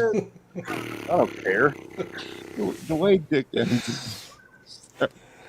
It's not playing memories. I missed Leo, and I think he left. Yeah. These are all jokes, by the way. This isn't reality. Of course. Fuck, man. Tell me that. I mean, you didn't get the memo? Get the memo? I found that for 10 cents at the thrift store. I could not buy it. Oh. 10 cents. 10 cents. You know, it's funny, though, because, The Fugitive, I told you The Fugitive has a ghost in it. Yeah. Only on the VHS copies. I took all the VHS copies of The Fugitive, and I lined them up in the thrift store. There was 8 copies. I went back the next week. They were all sold out. Oh, so you think somebody's buying think you them. sold that shit? I know I didn't, but I'm just saying people buy them. Is it Goodwill? It was a Goodwill, yeah. Because what Goodwill does, if they don't sell it in a certain frame, they'll ship it out to other Goodwills. So. Yeah, it's stock rebalancing. Yeah. Oh, sure, yeah, but I go to other the other ones. All 8's crazy. Yeah, no, there was a lot, and then they were all gone within a week. But I went to other places. In there. Yeah, I didn't see them. Harrison Ford got stoned and stormed into the Goodwill. I mean, if I went buy in every Goodwill single and I copy. seen 8 The Fugitive, DVDs, and they're like one for $1? 10 cents a piece. I would have bought all of them. Yeah, I got, it's not good that news bad. for you guys. Because I'm that just what? 6 more days. Wow. It's his birthday. February 8th, 1915. Do you know what's depressing is that Call of the Wild's going to be Harrison Ford's last movie? I don't care. No, is it? His last movie should have been. Do you really think he's going to be No, alive yeah. by the time the next Indiana Jones movie finally gets greenlit and goes out into wish fucking... they They're shooting this last summer. I hope he's dead. Think he's going to make it till this summer? Have you seen him lately? I hope Oh, he'll be fine. I don't know. He's not as man. bad as Carrie Fisher. They put the wrong money on that horse. No, if we're talking about the Deadpool, my money's on Val Kilmer. Oh, absolutely. He's already bad done. shit. Yeah, Yeah, I that's don't not think good. he's ever going to die. He's a Val family. Kilmer? I used to say that about David He is Bowie. a And then national jewel, sir. You watch your mouth. Val Kilmer? Val Kilmer's Kilmer an asshole. is a guy who's He was the Iceman. Every single person who's ever worked with him is like, that guy's a piece of shit. Exactly. Yeah, but As much as I love him to death in Tombstone, he is an asshole. That's why he didn't get an Oscar. He got snubbed purposely. But he was the Iceman. He's an But asshole. you gotta watch him in Life Is Too Short, though. He's brilliant. He's a good actor. It's just No, I mean he makes fun of himself. It's actually pretty funny. fucking dick. It's like he kind of I think. Yes, he has a cameo in Psych. That was pretty funny. I liked that. Well, I think him dealing with the fact that he's dying has put him in a new perspective. So he's going to be probably less of a dick. Is he really dying? Man? He was.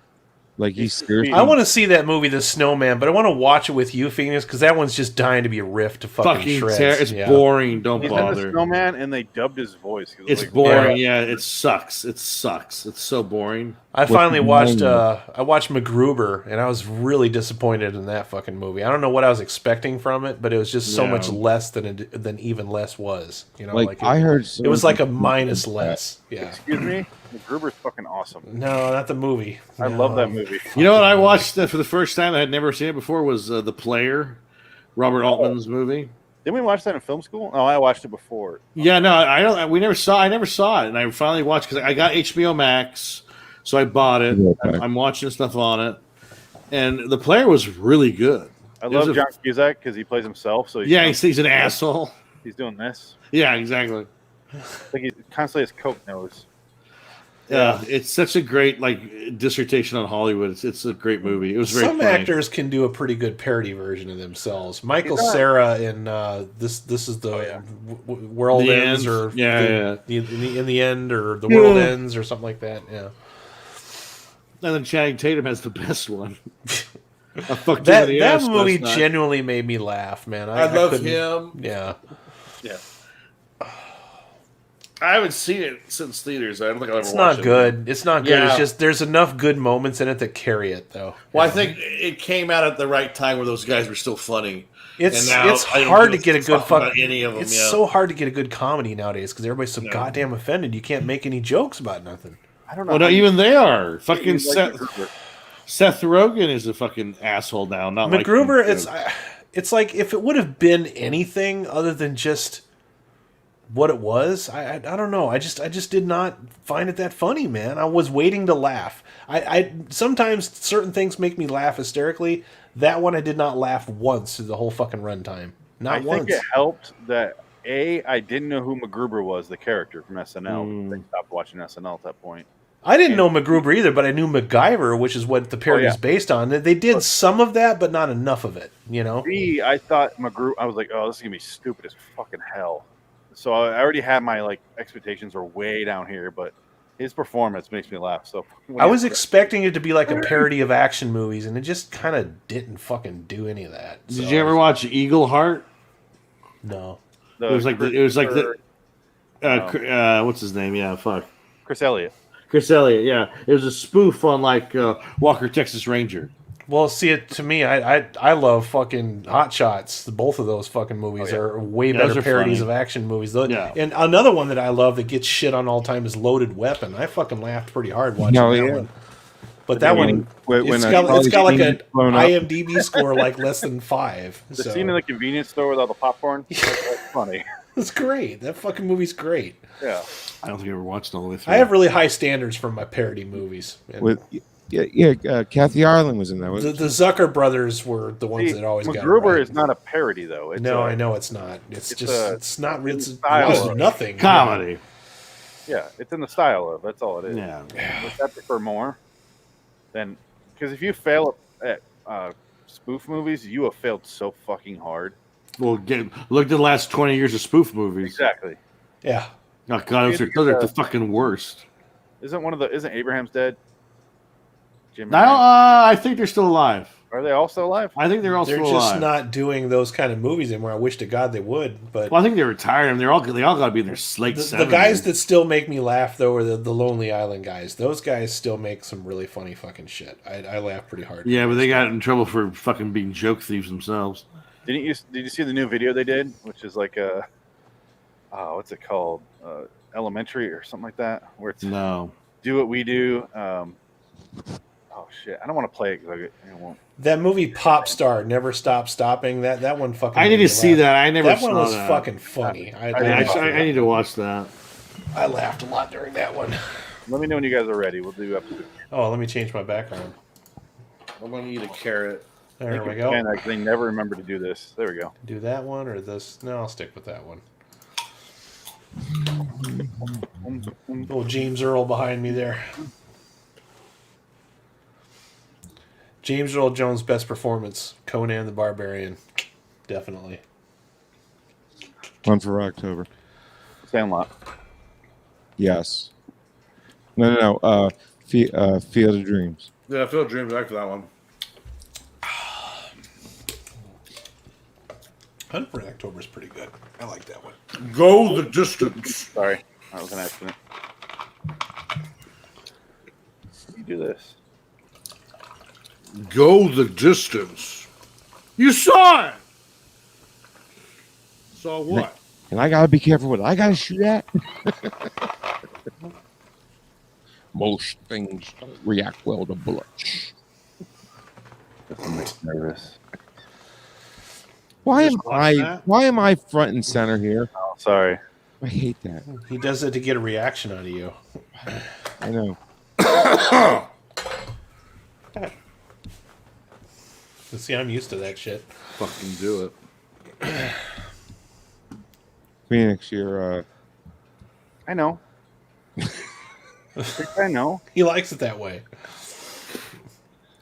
All right, let's go for the second show. For the second Can we just get into our we get into our fetal positions when we talk about this episode? Because it's just boring. That's easy for him to say. God. All right, here we go. It wasn't bad. Hold on, pause. Sorry, I'm sorry. Frank, what did you just say? What? Repeat what you just said word for word. I have my mouse hovering over a certain button. What did you just say? Nothing. That's what I fucking thought. What did he say? He has a Chip Chipperson ban, and he just had the audacity to sneak one in under the radar. Don't ask him what it is. Just accept it. I don't want to fucking hear about it. All right, move on. Yeah, sorry. Okay, theme song. You got your clip ready for this? Your James Earl Jones clip? Yes, I do. Is this gonna play? Breathe, Frank. Breathe. Submitted for your Breathe, approval. dog. Tales of expectations shattered. Assumptions obliterated. Preconceived notions stuffed into a bag of doubts and tossed into a lake of hunting. All without the boring 30-minute setups. First on tonight's Manifest of the Unknown, even in our modern age, a dog can be man's best friend. But what happens when the URL from pets.com is redirected to Bordering in Wonderland, the Twilight Zone review.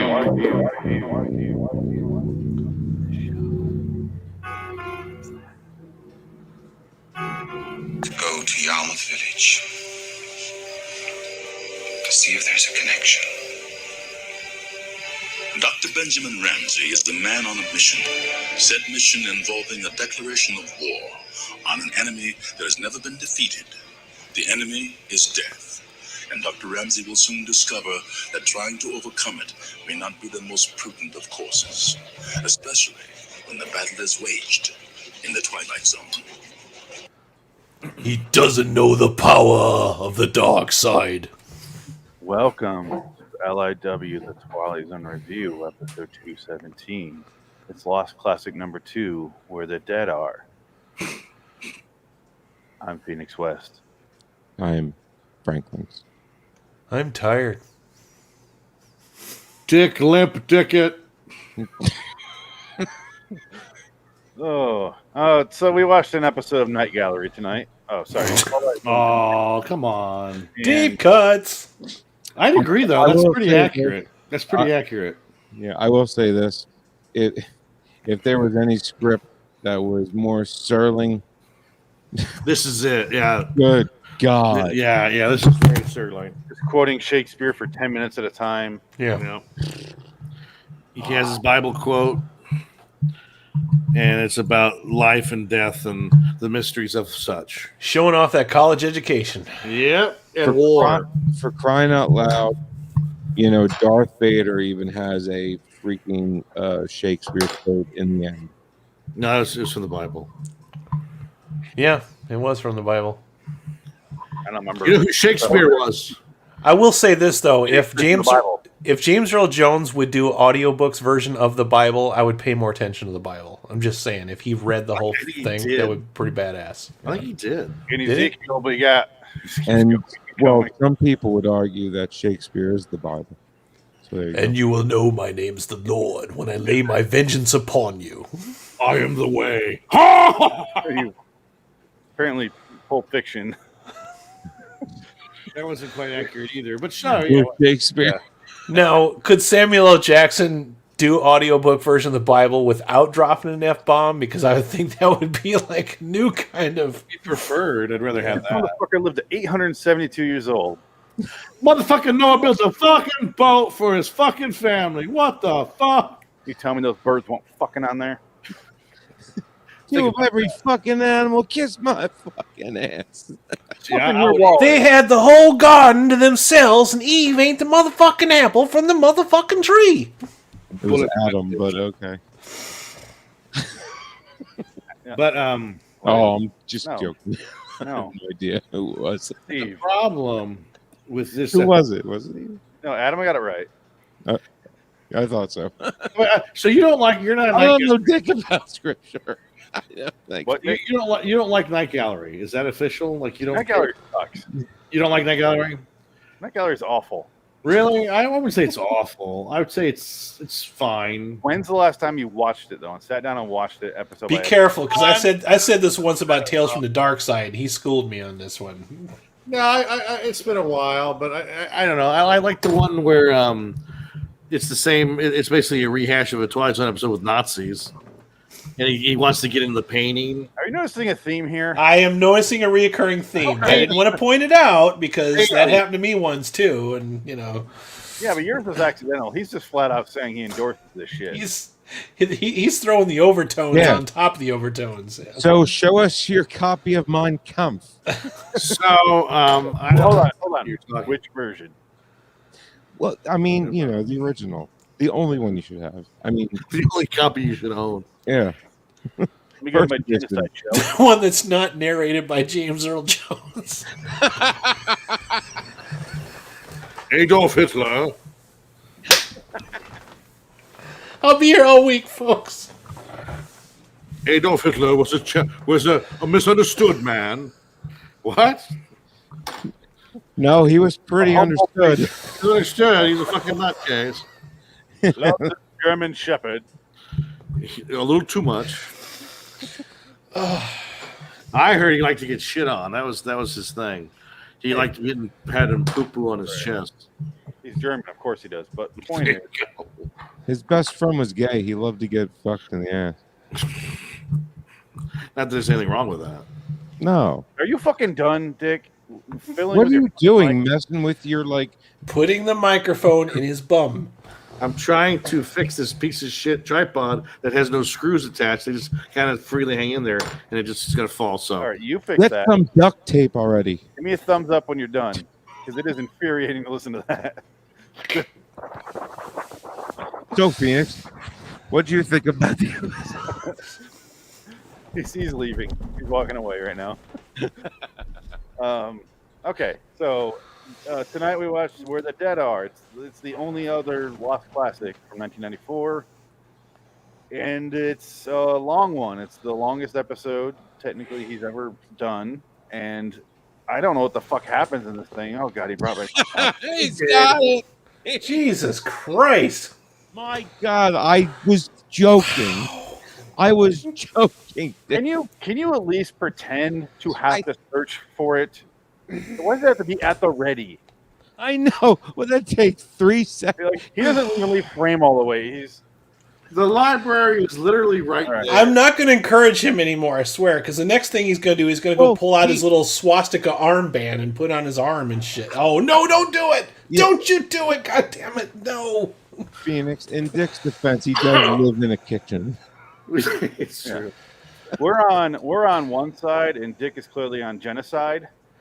Whoa! So that's what the two sides are. Whoa. Jennifer Aniston, absolutely. Fuck yeah. Jennifer Aniston rules. Genocide's more than one. There's more. There's only one of her. Nope, that's it. Why are we talking about Jennifer Aniston? Genocide. She should be murdered. Jen on the side. Gotcha. I think is where he's going. Okay. Well, seriously, I don't want to sit here forever. A doctor does an appendectomy on some weird guy, and the guy dies. And then James Franco comes up, does a joke, and then the patient dies, like I said. And then the doctor finally notices after the surgery that the guy has a massive skull fracture that he should have died from. And this sets off the entire plot. Yeah, like he should have died like 4 times over by the time he was done examining this man. But yet this man got up and walked away anyway. But the guy did a full-on appendectomy on the guy without looking at the guy's body or checking anything. He's that good. Or terrible. Well, I'm thinking this was probably trying to emphasize the whole point that surgery back then was just not like, it was just all like, well, can't fix it, chop it the fuck off or kill the guy. You know? Hopefully something happens. Yeah. Hey, pull on this. Does that feel better? How about that? Oh, hey, that makes me kickstart. Give him some more ether. He'll be fine. I like when they were putting the ether on the guy, just dumping it over the napkin. Yeah. This guy was straight up walking cock and balls. That's all he was. Technically speaking, though, this guy was already dead, so come on. Give them some credit. It was still warm. Yeah. He had some gusto to him. Like he walked around like he was the shit. Well, that's because he was a big leader in the IRA, and he went after Harrison Ford and his family. We're going to get to a point in this episode where I don't know what the fuck happened, and we're going to have a debate. Okay. But unfortunately, we have to talk about the entire plot until then. I fast-forwarded about 10 minutes of it. Oh, fuck you. I had to sit through the whole fucking Fuck thing. you. I fell asleep and had to backtrack and watch it again. Fuck you. Like, I got what was going on. The first 20 minutes were so just non-consequential to set up. Yeah. Yeah. There was no setup. Once you hear the name Jeremy Wheaton, you can That's all you need to know. Yeah. Until toward the end.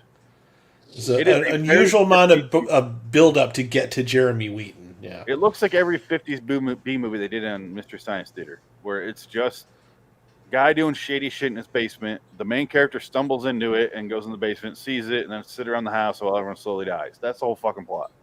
It's every B movie from the 50s you've ever seen about that. But I like Jack Palance. I enjoyed his. Yeah. There wasn't enough of Jack Palance for me. There's lots of Jack Palance. Yeah, Jack Palance was in there plenty. But Jack Palance was not. No, not once.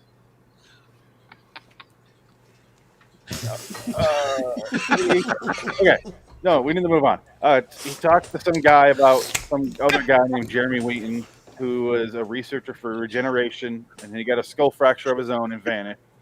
He goes to some weird, like, it looks like one of those scenes in a vampire or werewolf movie where they're like, you can't go there. Shady shit's happening. Like, oh, the local. You don't want to go down there. Yeah, it's the tavern in Werewolf in London. It's Fred Gwynn from Pet Cemetery. You don't want to go down there. Sometimes dead is better. Sometimes dead is better. He reminded me of like discount Russell Crowe. Who? Patrick Bergman? The main character. Main guy? Yeah, main guy. Yeah, that What's makes his sense. name? I have it written down. Patrick Bergman. He's his '90s guy. He was like it's kind of weird. Early '90s, like he was in his prime. So him doing this show. Ramsey. What is it? His name is Ramsey in the episode. Oh, in the episode, yeah. But he was actually kind of a big name at the time because he was in a Julia Roberts movie where it was a big hit that made her like a big star at that time because this is like early '90s. And he's in Patriot Games. He was in Robin Hood. He had a Robin Hood movie with Uma Thurman. And then I think he was in a few other things. He had a pretty decent career going on. So to get him for this, I was like the one that no one cares about. What? The one with the lesser Kevin Robin Costner? Hood? No, I would say it's below that. Men Tights? It's way below. Men in Tights is above both of those movies. Roger Corman. Yeah, it is. Roger Corman, Robin Hood never got. I'm on the East Bank. I'm on the West Bank. This ain't the Mississippi. Okay. All I know is the Ridley Scott Robin Hood is a piece of fucking shit too. He goes. Yeah, it's Ridley Scott mostly. And then that other one they did after that with the kid from Kingsman. Oh, that was even worse. Stop making Robin Hood movies. Nobody fucking likes them. Oh, that movie's one of the worst things I've ever seen. Ridley Scott's a bit of an atheist, if I may say so myself. Ridley Scott hates God. So he looking for Wheaton. They tell him he's on Shadow Island. All the voices in this episode sound like they're dubbed. I really thought it was like MST jokes. Like they were dubbed over the actual movie. And I'm like, fucking, like the main character's talking. And of course, the pan flute. he goes into a bar and he asks where to find him, and fucking Katy Perry, who seems to have like the weird downstairs wets for this dude, is like all over him, like, She hey, was stacked. stay here. She's got some big tits. She has some And then titties. he's out the island, but you'll find he's more mean than the rest of us. And then it shows him going to the island, and apparently this island is like hundreds of miles out at sea, because they show a shot of him and there's no land in the background. What was the point of that scene anyway, where she's like coming on to him like a cat in heat, and he just like walks away? Was that just to show that he's definitely a homosexual, or No, it shows that he's dead inside. okay? And because at the end he put the max spin on her and be like, "You want me to have dinner with you tonight? And I'll eat your asshole like I ate a rabbit stew." But that didn't happen. That wasn't in the original script. No, maybe it was in my version. If I do In a my filthy version. version, it'll be in that. I don't know, Adam. Filthy- I filthy think as version. though he loves the cock. So Yeah, well, okay, fine. Nothing wrong with that. Unless Dick can prove a book that he's going to bring out that shows there's something wrong with that. Are you good? You good? Oh Okay. no, you encouraged him. You did that. I'm trying That to was think more of a challenge challenge. at this point. It's like his box of hate in the corner. He's just got a whole closet full of hate. Well, we just had a rally yesterday, so let me grab the box. Okay. Yeah. I got the lighter fluid. I got the little cross. Oh, set those over there. The closet just has an upside down cross on the front of it. You know. oh, it's too good. Out of nowhere, when he's getting ready for the boat, a box crashes on a guy and kills him. And everyone's just kind of like, he's dead. Meh. Yeah. No. Nobody reacts. Nobody runs. God. Nobody screams. Guy just goes. You know. Yeah, but back then that was kind of like, I mean, Another day in the docks. yep, just you know. I mean, if that was the case, if I was a dock worker back then, I would try to drop one on somebody just for fucking something to talk about later. You know. There's a reason they were the first ones to unionize. I mean, Yeah. you Dick, know? are you going to pull out a rainbow flag to burn, or are you good? I'm waiting. Oh, God. Oh, my God. Jesus Christ! I quit. I fucking quit this shit. To be fair, This is important. I This is have to clear. leave. I'm out. I know he has these books. He's interested in this shit because he wrote a book about World War II and shit. I have to read. You have to read about the darkness of man to understand the darkness of man. It's just research. It's for books that I Yeah? write. So, Oh, it's research. okay. Yeah, Is that the name of alright. your group, The Oh. Darkness of Man? Yeah. Yes. That's the name of my underground newsletter, The Darkness of Man. Really? Yeah. Yes. Okay. We hate the darkness in men. Literally. Pigment We hate the darkness in men that know how to add. Hey, Dick, were you aware it's Black History Month? I'm just curious if you're aware that. Completely. We were only going to the Jews at first. I thought for sure you were going to protest the rest of the episode. Just throwing it out there, buddy. There's a reason it's only 28 fucking days. aware. I've been protesting the last 2 days. I'm like, If it's up to me, it's the fucking last one because there's no more history. Okay? Christ, There man, is calm no down. history. They are history. The last 1,000 years are a rumor. It never happened. I thought it was really nice of Jeremy to lay out his green science mist for when the doctor arrives on his island because it's like green mist the second he arrives. Well, that was like I started to get like a little bit, and I mean a very little bit excited when that happened because I'm like, okay, now something's going to start happening because up until this point, it's just setup, man. It's just talking and dialogue and like the part where he's on the boat to go to the island. Like I'm like, are you going to not show the boat, or is he just going to look up at a mast and that's how you cheap your way out of having a boat scene? It feels why like I- the radio. why I show. hate Lovecraft. I just cannot get down. You with know that. what? You got a point with that because it's like I'll be honest with you. I like Lovecraft stuff. I like the concepts more than the actual works because I like how Lovecraft influences things a lot better than just reading straight up Lovecraft. Because you're right, a lot of it is just people talking, Oh my god! And talking about things. You Talking- know, describing the architecture of the town itself. right? It just like The madness of the moon and the most of fucking the Call of Cthulhu is describing the stone that he finds of Cthulhu, like in graphic detail, the soapy stone that he finds. It's like it goes on for like at least 4 chapters of this describing this rock. You know, it's like fuck. I think it was called something of isthmus. No, I the think I mist, know which the one. mist of isthmus. Yeah, that. Which is pretty much what the Mist is based on. Yeah, it's kind of Yeah, like that concept. book is hot, dude. I gave it my best shot. But it turns out, which is kind of a running theme with this episode, that the mist just kind of doesn't represent anything. It's just kind of there. No, you it's know? green science mist he sprayed because he saw this guy was coming on a boat from 30 miles away. He's like, shh. Right? Yeah, he had the fogger going. Yeah.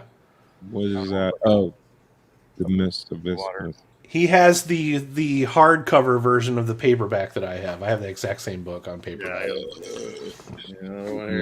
Why do you have your entire library at the ready? It's literally right there. How many books do you own? How many hooded men are off to the side where we can't see them? Reading your book? What he's not telling you is he's got some people doing a seance in the bathroom, and then there's a fucking clan meeting in the next bedroom. And All we're trying to do is start a club called the Fourth Reich. So what? It's like the Space Monkeys in Fight Club. Just a house full of them, all doing weird, wicked shit. His name was Robert Paulson. Phoenix, here's a weird thing. All of us are in our natural habitat. He's in the kitchen. What's his natural habitat really look like? Cooking up It's some gotta bullshit. be like just. It's not much. This is How just where much the table human? is. How much human skid by pound would you say you have in your fridge right now? Oh, like 4. It's not that bad. 4 pounds of human skin. That's pretty good. That's a Yeah. considerable more amount than I do. Well, it's Is that cold. lamp made out of skin? COVID really has put the kibosh on killing people this year. It's really hard. Lamp. So here's the thing. Let me tell you about my Let me tell you about my hobbies. BYOH. Bring your own hood, people. Come on. I'm sick of supplying them. With COVID going on, we can't be supplying hoods. We have to keep washing our hands. And our Anyway, hoods. Jack Palance is in a wheelchair, and he reminded me of the movie Dead Silence. If you guys have seen that, where I thought Sounds he was gonna familiar. be that lady because she's standing right behind him while he's talking. I'm like, is she puppeteering this motherfucker? That's gonna be awesome. Somehow, Jack Palance, as old as and bad as he looks in this episode, lived another 12 years. Well, was that makeup in this episode? I think so. Yeah, probably just or didn't have as Every much makeup time, on Dick. him. My grandfather's dead, so it shouldn't be calling him anymore. So, Do you have a rally to get to, Dick? You good? Oh shit! I forgot. we have to wrap this up, fellas. Okay, I don't want to keep you, man. You gotta go. I gotta go burn some midnight. He's late for a meeting. You have Jesus. to go yell into a megaphone in a town square somewhere. Go right ahead. I'm not gonna stop you. Just because You have certain people's lawn. that, you know. That's fine. Anyway, He's walking around. The scientist dude is walking around the house for no reason. The editing in this scene is terrible. He's talking to Jack Palance, and suddenly he's just walking around the house, and he walks in and he sees the woman who appears to be doing like bringing a zombie back from the dead in a closet in like a really small room. Like, this is their lab. This is so cheap. And then he walks back and he's like, I just saw someone come back from the dead. And he's like, no. Well, Phoenix, they had to spend all of their money on Jack Palance's salary, so there had left no other room for, you know, the laboratory to bring the guy back from the dead. It's awful. Well, I mean, it was good enough for, you know, moonshiners. this whole episode felt like that George Romero movie. What was it? Island of the Dead, the one where there's the two people fighting an island. Yeah, that's what it felt like to me. That's a little bit. It's not Survival of the Dead. It's one after that. Diary of the Dead. Diary of the Dead. Yeah. It also feels a lot like Rod Serling is trying to emulate better writers a little too much for his own good. Better writer in that genre. He is It's not a radio drama. This one feels like a radio drama. This would have made a good Night radio. Gallery sucks because Night Gallery is all him trying to be in that genre that he cannot be in. Okay. So it's a lot of this type of It's stuff. all Edgar Allan Poe gothic horror.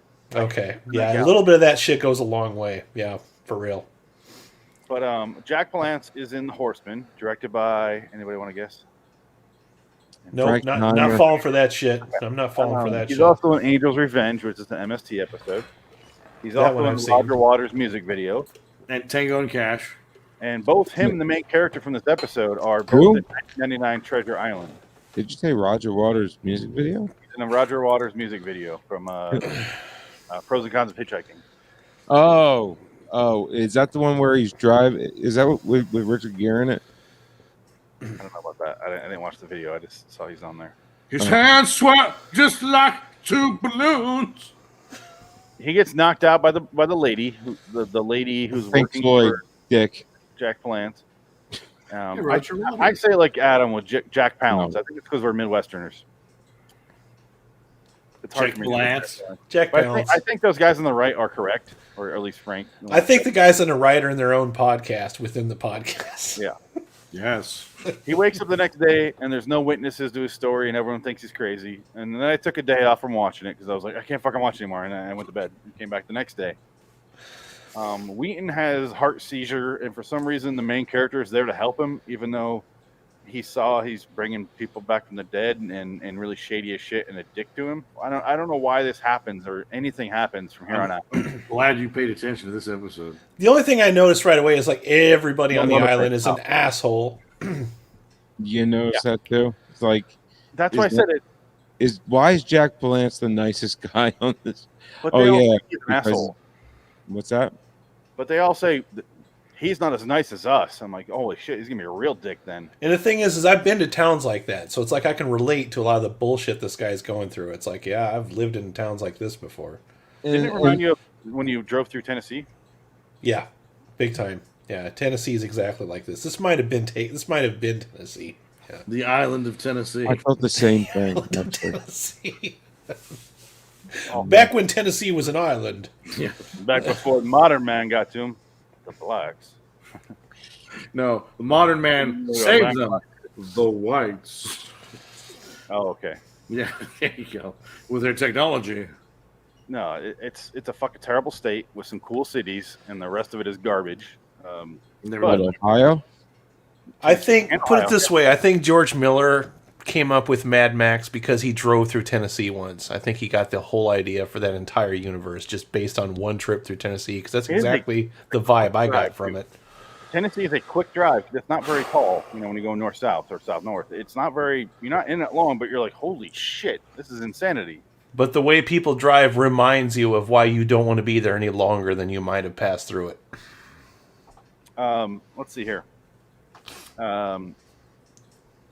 Jack Palance talks for 20 minutes. Seems longer, because it as much as I like Jack Palance or Palance, however the fuck you want to pronounce it, that's where I started to drift. When it was just a dialogue between our protagonist and Jack Palance, I passed out. I was invested into it. I was invested into it up to that point, but it's just that dialogue felt like it was going on and not getting anywhere fast, and I checked out. I passed out. The only reason I liked it is at least it was more interesting than the awful drivel before or after it. Oh, 100%. It's actually a pretty good story, but it's also a little too. There you go. That music, and it's a little too dialogue heavy. Well, it's thorough. It's like the first one. There's like not enough story, and this one there's like they're overdoing it, like just way overdoing it. It's like, okay, please arrive at some kind of fucking it felt like something that's never starting. Like you know how they're always joking on Mystery Science Theater, like waiting for the movie to start. I feel like we're in a video that's never gonna fucking start. That's what this felt like. Felt like an episode of the Twilight Zone that refuses to start. It felt like an episode, and they're going to eventually get to the plot, and we're just like, you're waiting, you're fucking ready to come. You're like, and it just never happens. It's like a super cut of Rod Serling intros. Yeah, constant. It is blue Rod balls, Serling blue balls. Yeah. I do have a clip here I want to play. I'm just playing live from the stream, but this is when he's talking to Jack in his bed, who shows his stub legs and says he didn't fall in front of the train. They threw him in front of it. I don't understand anything from here on out, but he does a speech and he sounds like Peter Dinklage to me here. The battle there. long rows of ripe corn, and behind them long rows of men. The rifle and artillery were like a scythe running through those lines. And you just keep fucking going. And then after this speech, Jack Palance just is like, hold my fucking script, dude. Hold it up, because it is 20 pages, and I need to memorize this shit. And he just goes on like, there's 200 to 300 people in this town. I brought them all back to life. Yada, yada, yada. Oh, we do see a flashback sorry, I'm all over the place, I know, because my notes are just like, what the fuck is happening? No, actually, the scene's pretty much all over the place, too, so you're on par for what... Yeah, dude. Our main character, Ramsey, is doing the speech in front of the window, like, but the window's closed. What the fuck is he staring out at? I have no idea. Look at this shit. But he's doing the speech, and then it cuts to a, like, Freddy Krueger type horror thing about the Civil War here, if you know this, but it's like a Freddy Nightmare on Elm Street scene. The way it's shot, look at this. It looks like you know when they do the flashbacks for Freddy, like the nurses, the Catholic nurses are showing up, and the baby's born. I'm gonna amputate your arm, bitch. Yeah, it looks like that. It looks that bad. Yeah, and I'm like, what the fuck is happening? He's in the Civil War. Okay, what the fuck? What does that have to do with anything? And it turns out nothing. Well, he's the whole thing is the death issue, and he was surrounded by death in the Civil War, and that he side with the South here. Okay. No. We'll talk about that later. No. You never should let him free. Anyway, he's politically incorrect for this. Do you want to know what's going on? Because I was able to figure it out after I finally watched the third fucking act. What's going on is he's... Yeah, I didn't even get a chance to answer. Oh, yeah, go ahead. Sorry. Yes. I thought he wasn't going to answer. No. Yeah, go ahead. I'm just with you.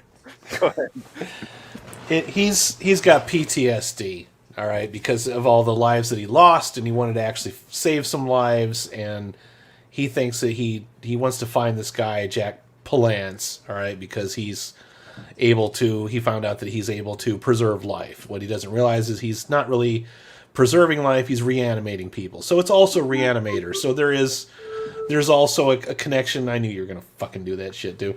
But there's also a connection to your Lovecraft shit here, because they're, reanimating people, duh. So the whole gist of it is Jack Palance is on the island full of people that have never died, or people that died, but he has to keep bringing them back over and over again. He's devised a serum to bring these people back from death. The problem is he has no way of finding out. He has to keep giving these people injections. Sometimes there's no random like order to it. Some people need a little bit of serum to come back. Some people need more of it to come back. And the deal of it is all of those people don't want to die, so they ripped his legs off and put him in that wheelchair so that he can't run away from the island. So he's literally a prisoner of his own creation. Yeah. It's a cool story, but the problem is the show spends the whole time explaining the story to you rather than showing it to you. Yeah, like the premise is awesome. Yeah, it's a great idea for a story, but it's like I said, it's him trying to be Lovecraft, and it's kind of up its own ass a little bit. You know what would have been more fun? Seeing all that. Yeah, right? Like he explains the whole fucking thing. Before we see this episode, I want to see that episode. Them going, rip his fucking legs off. Rather than the way you could have just turned this around and just had that whole thing unfold like that. Like he was. I was gonna say though, when you were playing that flute music and you look at Frank, his lips are below the screen, so I felt like he was playing the flute off camera there. That's what it looked like to me. Hold on, Dick, do it. Yeah, no, because I was reading Jack Palance's World War II history. So, Dick's been practicing. That's really Let good. this meeting start. All right, guys. So before Jack Palance got to the war, he crashed his B-24 Liberator bomber in Arizona as a student pilot and never made it. Oh shit! Is that true? Yeah. He probably did it on purpose so he didn't have to go to fucking war. Him and Harrison Ford should get together. Oh, he's That's dead. why his face all fucked up. I crashed my plane. Is that why he can't move his fucking jaw? Yeah. Well, Jimmy Stewart. He had but he was a boxer before that. Well, Jimmy Stewart actually had bomb drops in World War II because he joined the service, and he did run mission drops. And I guess they said Jimmy Stewart had PTSD, and he actually used some of that when he made Wonderful Life. Yeah, you watch Wonderful Life, and you see him doing it. That's him dealing with PTSD, like real. Yeah, on screen. Which you think it's overacting, but it's just him dealing with PTSD. No, him overacting as Mr. Smith goes to Washington. Mr. Gower, you cocksucker! I'm gonna kill you. I've been talking for 6 hours. That's him overacting. I do like The Simpsons when they had Mr. Smith Goes to Washington with Mel Gibson. Yeah. That's a good one. Did you notice in this episode they say he goes, this is Jack Palance's quote, "That's the vision, the shining vision." I go, Stephen King watched this episode or read that script because before The Shining. That's how checked out you were. You were just waiting for something, anything to latch onto it and stay invested. Yeah, because it like I said, it starts off, it's a cool premise, but it just keeps meandering way too long past its welcome. Did they ever make like novelizations of his writing? So maybe that's where Stephen King got it. Maybe I have this one. Yeah, is it a script like a novel form? Not this particular episode or script, But they've done it before. They do have his scripts and books, definitely. Okay, so- I mean, I don't like to touch it often because it's fucking old, Mm. so it's gonna stay there. But yeah, they do definitely. So, why? I mean, he says The Shining. It's crazy, and he's talking about how he can see things. It can't be. That could have been an old folk tale though too, like from Yeah, I was just the gonna say South that. or something. Yeah. This would have been Bring better. up Southern politics. Sorry. Back in the day when the Jim Crow laws were in place, and you Oh, could the put the good old shine days. on them. It would have been a better read than what we saw, unfortunately. I give it a lot of props for the story. I agree with you, Frank. This was definitely a lot more interesting than the last one, but it did, unfortunately, the combination of that damn pan flute and the ongoing dialogue, which just feels like it goes on forever, put me in a coma. It fucking knocked me out. It's a radio show. This was It a is. radio This episode. was a radio episode. For Yeah, sure. This was a radio show. I think a better read or listen than watch. No. Like, this could be remade with what Phoenix and I were saying, the stuff that they explain that happened. Show that. Don't fucking explain it. Just show the audience that. And they'd be They've like, already set up "Whoa." precedents for showing flashbacks. Right. I mean, we could remake this better. But rather than show the flashbacks of what happened to him, we have to just watch Jack Palance explain it to us. And it's like, For 20 okay, minutes. yeah. By Here's the what I time something happens in this episode, you're already checked out. You're done. You're out the door. You know. Here's where I get confused. Where I stop paying full attention. Starting at this point. All right, I gotta go to the bathroom. I'm gonna fuck up minutes and I'll be back. He eventually, Jack Palance tells him he put all the stuff in the water, or is that what he said? No, what he did is he started injecting the people with water instead of reproducing the serum because Oh, he wanted all the people on that island to die. Because he has to keep bringing these people back from the dead over and over and over again. They're holding him prisoner, and he has to keep injecting these people and bringing them back from the dead over and over and over and over and over again. So he wanted to get out of this by letting these people die of natural causes. So instead of giving them the injections, he was injecting them with water as a placebo instead of using the serum that he had devised. Okay, if that's what happened, I have even more questions because after he says that, an overly British man comes in and is like, "My sister doesn't recognize me, she doesn't." And then he's charging after Jack Palance, and he's like, "Ah," and he goes to beat him up, and he realizes he's dying in a bed with no legs. And he's Well, like, that's the funny part is he said he had said you better get off this island before they discover what I'm doing. They're going to find out eventually, and they find out like almost after he finishes the sentence. So yes, but then he does something fucking hilarious, which Right. is just perfect. I'm trying to find it. Here it is. Here's this guy. Let me grab it. He's dead.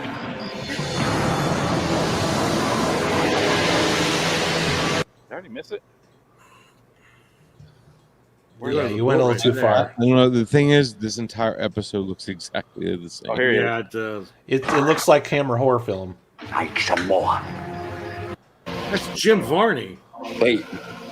Baiting? You Hey, baiting? Vern. All right. Well, Mr. Bainbridge. Okay. Zombie dude. Zombie Amish guy. Dressed like a cowboy. Look at me. Please. Look at me. I see you, Mr. Bainbridge. I see you. I'm going to pause it for a second, or mute it for a second here because I don't want to get...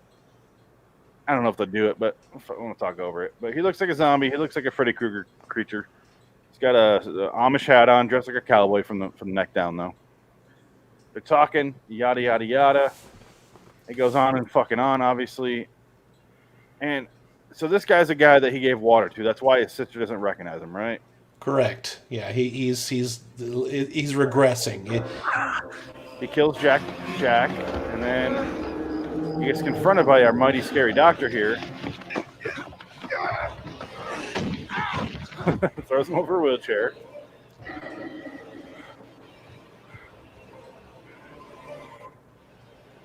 Now he has zombie face. Hold on, yeah, it's like half his face. Hits him with the bat. Before This that. Out the window. right through the sugar glass. Yeah. Rod Serling, baby. This is how you know it's a genuine Rod Serling script. Yeah. For sure. Through the window, they all go. I threw the ending of this plot out the window. The amount of glass he's broken on ink and paper is outstanding. Oh, yeah. Well, I think it's funny that the intro for a long time just had the sound of breaking glass in the background. He was letting you know it was coming. He's broken more glass than 9/11. The shit I'm into. Here you go. Oh. No, it's true. It's true. Too soon? Dick is trying to break his own record, I swear. Wow, Dick. I love you. Controversy. Dick it. Controversy. Welcome to That's Racist by Dick Dickett. Ramsey goes outside with the girl. They're running away from all the freaks, all the zombies. They get on a little paddle boat, and instead of going with the bitch, he just goes, bye, and he stays behind. They attack him, and then he wakes up sometime later, and they're all like, well, Mr. Ramsey, I assume you're like us. You were on the island. And the beach reminded me of the newest version of Nightmare at 20,000 Feet. Remember that, Frank? Trying to forget it. Oh, yeah. I love that episode. You don't disagree with me, no. No, I'm glad you like a thing. I am. And then I'm glad you like a thing. He looks over and reads a note from her because he sees her like zombified corpse over here. And this is where I get lost here, and it gets really weird because he sees her dead body, and then he finds a note that she wrote to him, and she's reading it to him. She's like, I died at age 8. At age 23, I died again.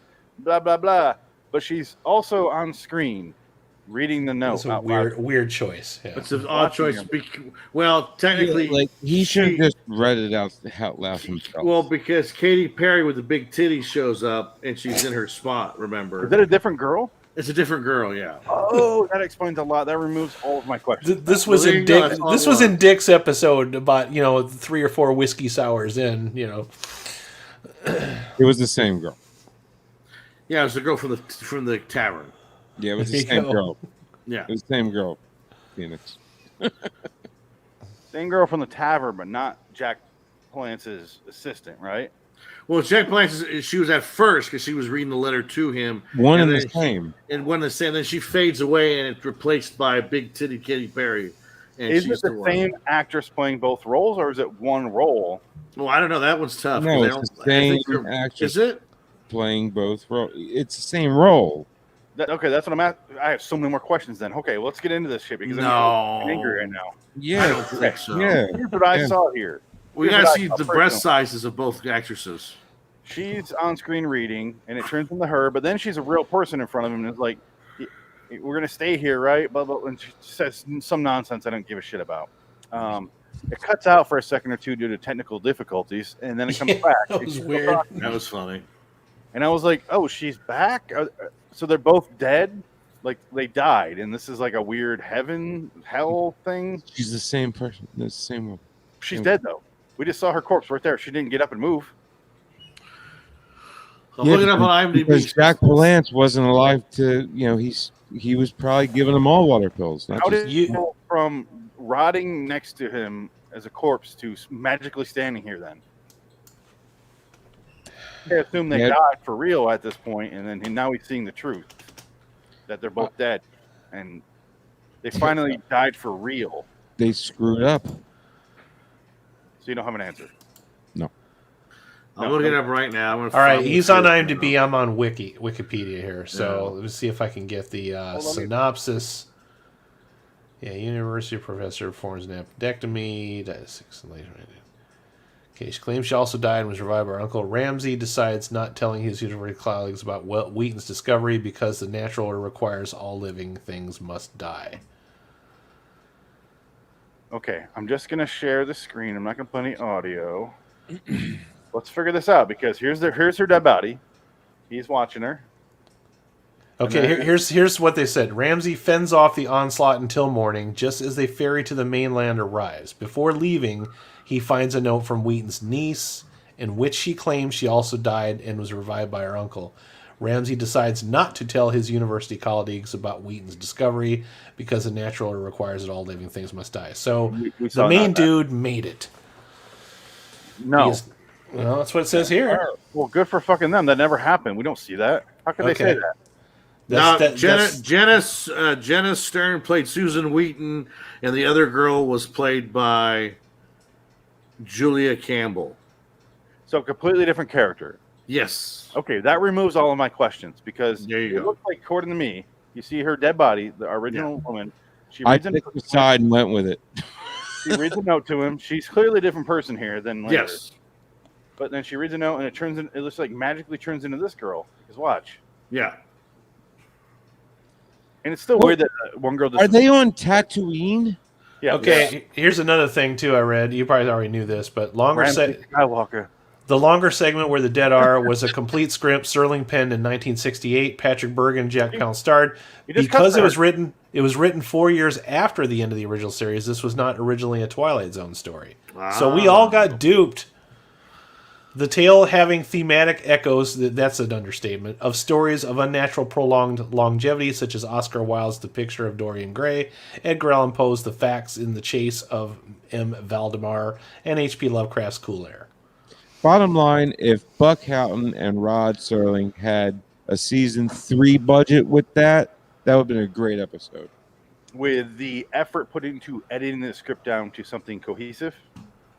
Well, that's why I said Buck and Rod season 3. Yeah. This one needed to be as long as the other episode was. It did not need to be like a full fucking length movie. It's nonsense. So this other woman just appears on the beach, and they're like, yeah, blah, blah. But they're still stuck on this fucking island, so how do they? It doesn't help the fact that there's like 3 different women in this story, and they all look a lot alike. Especially because we're watching a VHS transfer. It's really bad. And it literally does this, where it cuts the technical difficulties halfway through her speech. This is funny. I don't know if I have, if I can pinpoint it exactly. It's really quick, man. It's almost like parody level funny. Yeah. And she was the girl in Roman Michelle's high school reunion. I'm actually glad that clip came in because I was really getting bored during this speech. Yeah, she reads her whole fucking letter to him, and then she's like, "People are meant to die." Do you know what this scene reminded me of? Remember Deep Thoughts from Saturday Night Live? Oh, yeah. This is Deep Thoughts. Yeah. With Stuart Smalley? Yep, Stuart Smalley. Yeah. You know what's not funny? When they make a whole movie out of that. Awful. Remember the movie? Oh, that was bad. This is like a painting that you put in a doctor's office, you know? I'm waiting for the technical difficulties thing to come up. He has such vacant blank stares all the time. He is hot. What? Because all of these actors want out of this so bad. They just want it to end. I think he's like loving this, but I don't know why it sounds like he's dubbed every line he says. I'm going to get an Emmy for this performance. You brought people back from the dead. Like, sounds like a different volume than the rest of the characters. It's so weird. I don't know if it's going to cut. I might have been before this. It's probably a bad overdub. Discount Russell Crowe. Because the ocean crashing against the fucking rocks probably fucked up all the sound while they were filming this. I'll just play it because nobody gives a shit. Yeah, this is a confusing watch because I wasn't miserable. I was bored for way too much of it, but I like the idea of the story more than the actual execution of it, compared to the last episode where I didn't care for the execution, and the version they presented me was eh. So what grade would you have given it? This is where it gets confusing. I really don't know. I don't know how I feel. It's if it was 12 minutes long, I'd give it a 7. But it's 50 something fucking minutes long. 12 minutes of a story wrapped up in an hour and a half minute It's episode. an hour and 2 minutes. It's 63 minutes almost. Feels So like you're an hour and a half. If this was 3 minutes and 12 seconds, I would have liked it. Yeah, I would have. But it was an hour and 2. There's so many Twilight. There it is, right there. And it's playing Christian music in the background while this is She's going. got one more day to live. Of course it is. Thursday, May 19th, 1995. Time 8:51 p.m. So it was so bad that it had technical difficulty in the middle of it. Kill itself when we're watching it. People are gonna die. 94. That was a big year in my life. I guess I'll give it a 6 as well, maybe a 5. But I liked it more than the last one. But I'm still going to give it a lower score. That doesn't make any sense, but it's how I feel. I'm going to give it a 5. Fuck it. Adam? No, you go first, Frank. I jumped the gun last time. You go this time. Yeah, I'm gonna give it a 6 out of a 10 because the premise behind it, the plot, Jack Palance was good, and you know what? I did not see him not having legs. I was pleasantly surprised, at least. He says it. At one point, he actually shows one of the fake legs off, like with nothing on it. It's like he's like kind of rubbing his. It was a terrible effect, but he was trying. They were trying. They tried. Yeah. But I went from not knowing to knowing, and that was shocking. You missed the line of dialogue because he says he got ran over by a train and lost his legs. He said that early on. But that was a lie. Yeah. He still lost. Yeah, the real reason he has no legs is because the people on that island ripped his legs off. Yeah. The real reason why he had no legs was the shocker in that. That was the twist, which is again explained to you. It's all exposition. The whole fucking episode. I didn't. Even if they showed that twist on screen, you saw them then throw him into something or rip his legs off. I would still go, I'm not going, whoa, this changes my perception of the entire episode. No, it's... No, but that's why I gave it a 6 out of 5. Yeah. Okay. Adam? All right, yeah, I'll go 7 for this one because I do like the story a lot. However, I can't go any higher with it because this would have been a lot more fun to read.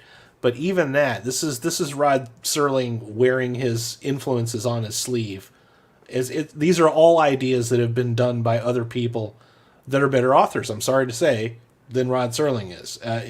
He even said so in the Wikipedia. H.P. Lovecraft, Edgar Allan Poe. Okay, and this just reeks of Hammer horror, Gothic horror shit. Which, like Phoenix said earlier, a little bit of that goes a very long way. But I also have to agree with Frank. Compared to the last episode, at least this one had a fucking plot. The problem is you're stuck watching people tell you the whole fucking story. You may as well be sitting in front of a campfire having somebody read you War and Peace. That's why I gave it a 5.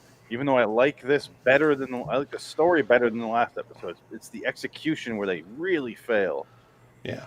I mean, I did like the performances. I thought they were doing the best with the material that they had, so I'll give them that. It doesn't look shitty compared, even though we're watching a bad print of this movie. I think it was filmed competently, but I didn't like the music. That really fucking made me go to sleep. I can only watch old guys speaking in platitudes for so long until I start fucking checking out. And I did. I dozed off watching this several times. Jake? Okay, sorry. Thanks for playing. I appreciate it. 6.3. Whatever.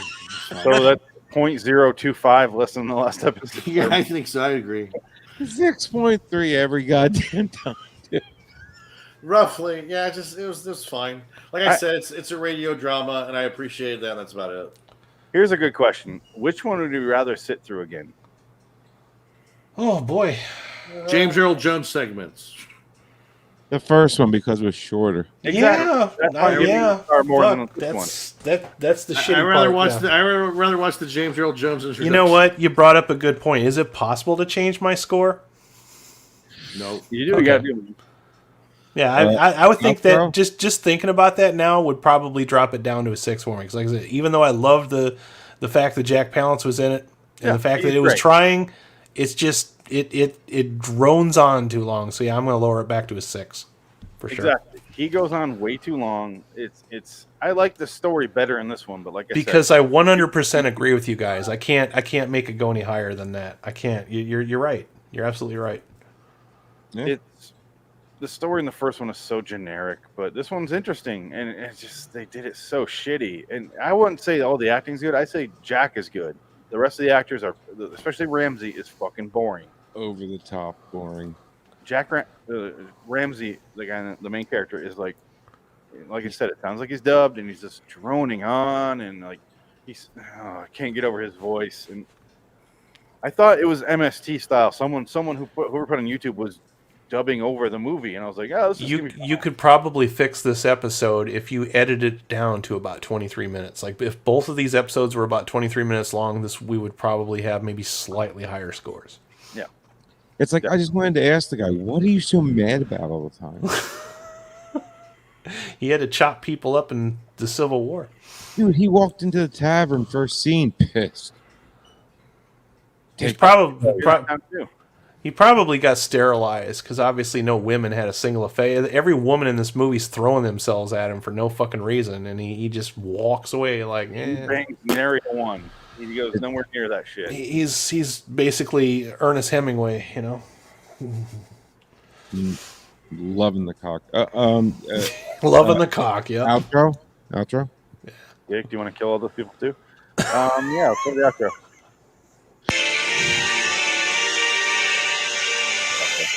Nothing at all.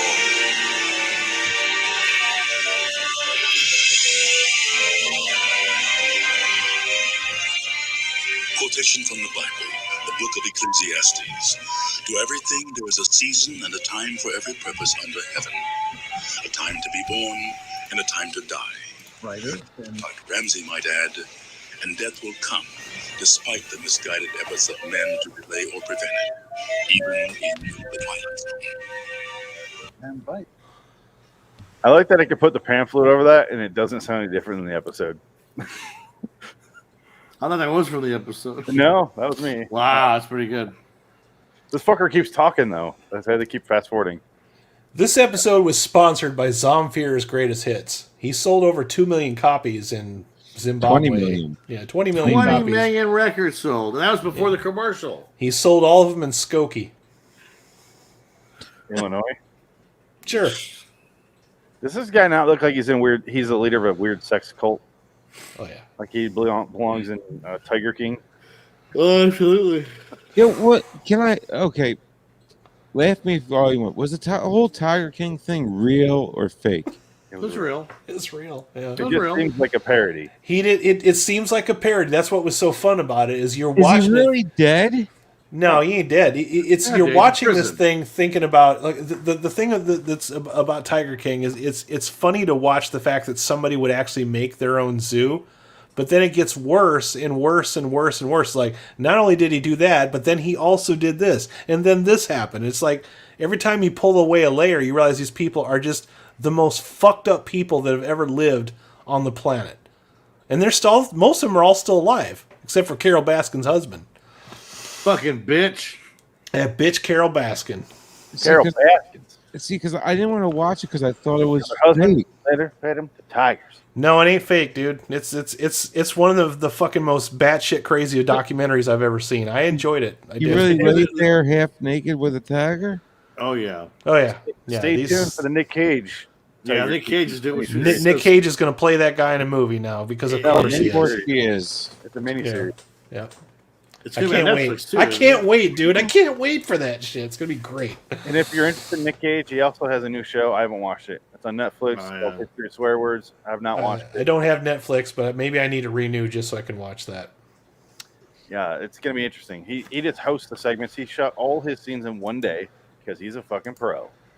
Cocaine is a hell of a drug. You can go for 20 hours straight. I was gonna say NyQuil to cocaine, right? Yeah, we're done. This episode, this was a terrible day for me for Twilight Zone because what we did, we finished up the original series. We did a couple wrap up episodes, and We still got to do some season ones, actually. we have some reduxes to do. This episode for me, kind of going all over the place again. Just bear with me for a minute.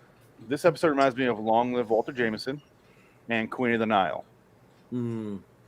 Both those episodes together in a Night Gallery nutshell.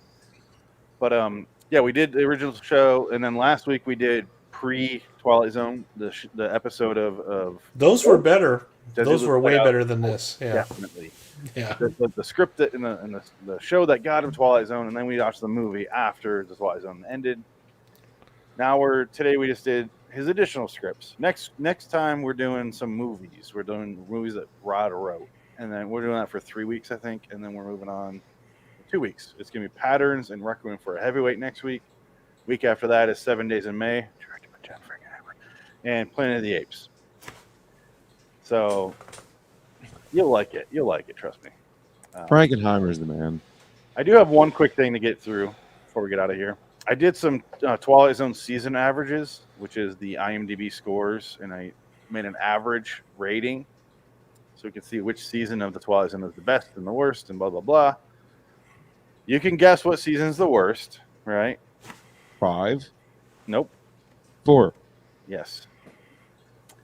Finally, you've come to my side. I don't agree. This is IMDb. Oh. So season 4 had an average of 7.44. Season 5 was right behind that with 7.47. Oh. And then season 3 was next with 7.62. And then, Frank, do you want to guess which is higher, season 1 or season 2? I'm gonna say higher. Which is It's got to go 2-1. I mean 3-2-1. You are incorrect. It is season 2 as a next for 7.7.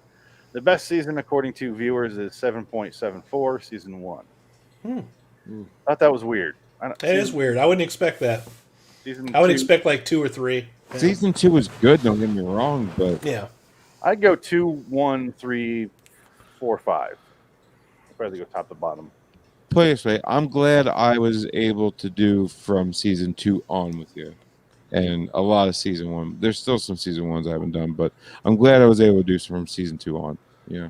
Yeah. I think I've said this before, but I'll mention it again because it's still pertinent to the discussion that we're having right now. But for a show that has as many episodes as Twilight Zone does, for you guys saying that season 5 is the worst one is like, I still was impressed by most of the episodes. So that's still a pretty impressive feat that a TV show that's only 5 seasons long had that many good episodes in the 5th season.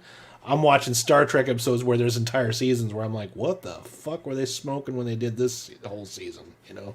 Yeah, it's so The good shit, Adam. you know, I watch shows and I have to push myself to get through a season because I know the show will get better. But it's like I'm like checking out sometimes. It's like, fuck, man. Most shows fall apart after like the 3rd episode. You know, whereas Twilight Zone was like 30 some fucking episodes in a season. It's okay if a couple of them suck because, you know, there'll be a good one here and there, you know, so. It's definitely not us ripping on the show by saying no, it sucked. It's saying compared to season 1, 2, 3, these 2 seasons are bad. Yeah. I'll still watch the episodes and I won't think anything of it. I'd rather watch that than like How I Met Your Mother or some bullshit like that. Well, that's the other thing is, see, we're watching TV shows now. I'm reviewing a TV show right now that's only 10 episodes long in the season. There's only been 1 episode where we didn't like, you know, so by like Twilight Zone averages, that would probably be like maybe 4 or 5 bad episodes, you know, so like the episodes have to count more because TV seasons are shorter, so.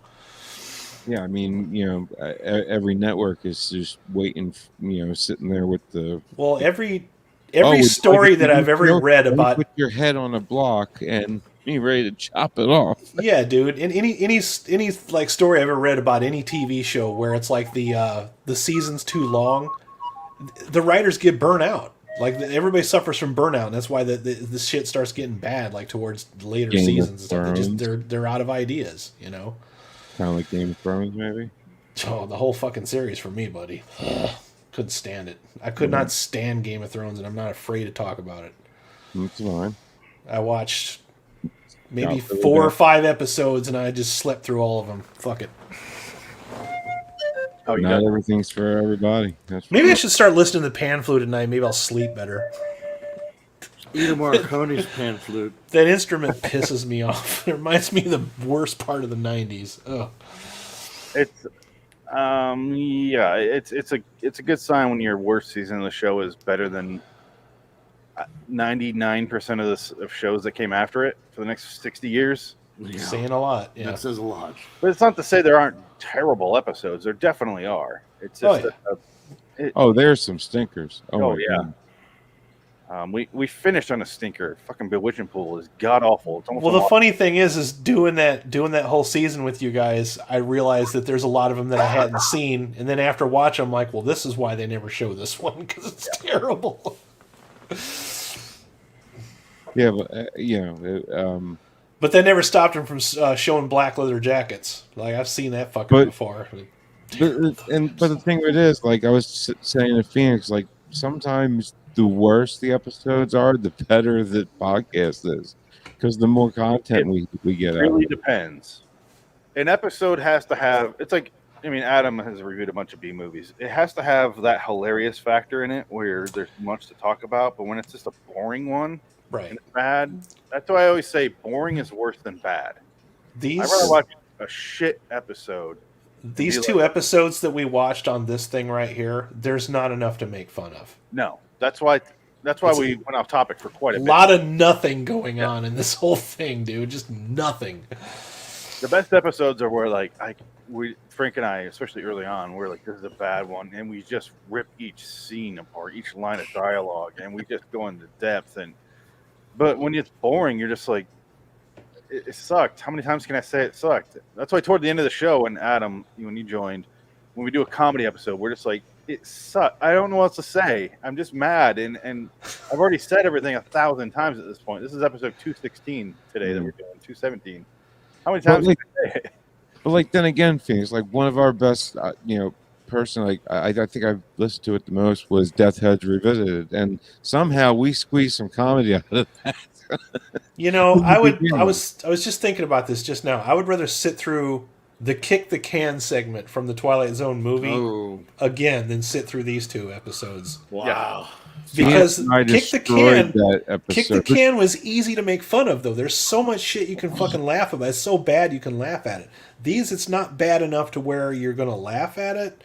It's just boring. It's competently shot, but it's just doesn't have anything to deliver. Today, we're stuck with 2 made-for-TV episodes of a cheap program where they're just filming it to film it. They're not putting any work into it. There's nobody that's like, I want to make this. They're just people going, we have 2 Rod Serling scripts. We're going to do this because we have to put on something because what is it, CBS before? What the fuck was on CBS? There's clearly no passion involved in any of this. No. If there was any passion at all, it was for the few actors that were in this that give a shit about what they're doing on screen, but they were really reaching, This was a CBS money grab. Oh, for sure, dude. Terrible. Shameless money grab. And now, does this exist on a DVD or Blu-ray format anywhere? Or in Europe, you have to buy it in Europe. It's only on, I think, it's only on DVD in Europe. So, like I said, buy a region-free player and have fun. I wouldn't pay for this. Or get a VPN. NordVPN. You can train your server. I have a digital copy, but that's me. Of course. Yeah, this is only for the purest of collectors. Yeah, I want it, but I also have the Twilight Zone movie on Laserdisc, so that's me. So don't listen to me. If you're a child, listen to this. Your parents suck, but also do not be like me. Do not do it. And stay away from Dick. He will corrupt your heart. Don't meet Dick in a dark alley. You don't want to get a good dick in a deep dark alley. You don't want that. Just stay away from the Goodwill too. He likes to hang around the Goodwill. You'll get hit by a bus. He's going to be like thump, thump, thump with a book, a Hitler book. They're giving this away for 10 cents. Who's going to buy it? I will. Dick likes to go. God. He likes to. Vampire economy's on sale. He likes to go to the Goodwill and recruit people into his cause. Choke on the dick of hate. Choke on it. That's what he's doing. Spare time. A fistful of dick. You know what sucks is, okay, I'm going to reiterate something just because I want this to be clear what we're doing. Patterns and Requiem for a Dream next week. Requiem for a Headway, sorry. Not Requiem for a Dream. That'd be a whole other thing. Marlon Wayans will be on. Week after that, 7 Days of May, Planet of the Apes. That's where we're ending everything I've planned. After that, bingo fucking hopper. Oh, no. Don't bring that back. All I want to say, guys, is... For the 80s Twilight Zone, 2001 Twilight Zone, and Night Gallery. Just for the episodes? Okay. Yeah, all that's going in a big hopper, and we're choosing them completely at random. We already know they're going to suck, so it doesn't matter. Okay. I just want to say I'm looking forward to Patterns, and I'm looking forward to Requiem for Heavyweight, because we need a good week, a good, strong week coming up next week. 7 Days in May, dude. What? 7 Days in May is the next week after that. John Frankenheimer movie. It's great. You know what's next week? Okay, Dick is discussed because we want to talk about Frankenheimer. Yeah. Fine. We didn't do it, Frank. We didn't stroke his ego this time. You did earlier. Frank did. Well, Frank did. I enjoy a good Frankenheimer. Sucking up to the boss. Well, dude, his name has Frank in it. Come on. Yeah, it's true. I'm a John Frankenheimer. You know what's a lot better, Frank? That has the movie Frankenhooker. You should watch that one. Good time. Frank beans.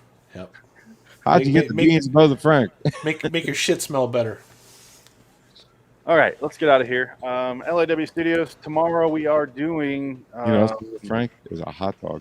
Hammer House of Horror. I picked an episode. Got the guy from Indiana Jones. Not the 15 people you're thinking of. Someone else from Indiana Jones. You'll find out tomorrow, guys. Are we watching that live? Yes, and then we're also doing Ghost of Mars. Okay. After that, Frank, are you going to join us? John Carpenter? We're not watching that live, though. Pay attention. I'm sorry, I didn't hear you. I'm sorry. That's why I said pay attention. We're watching. Clearly describe what I told you. We're watching. Oh, I wasn't doing that. That's why I said pay attention. So, Frank, tomorrow we're going to watch Hammer House of Horror together. Yes.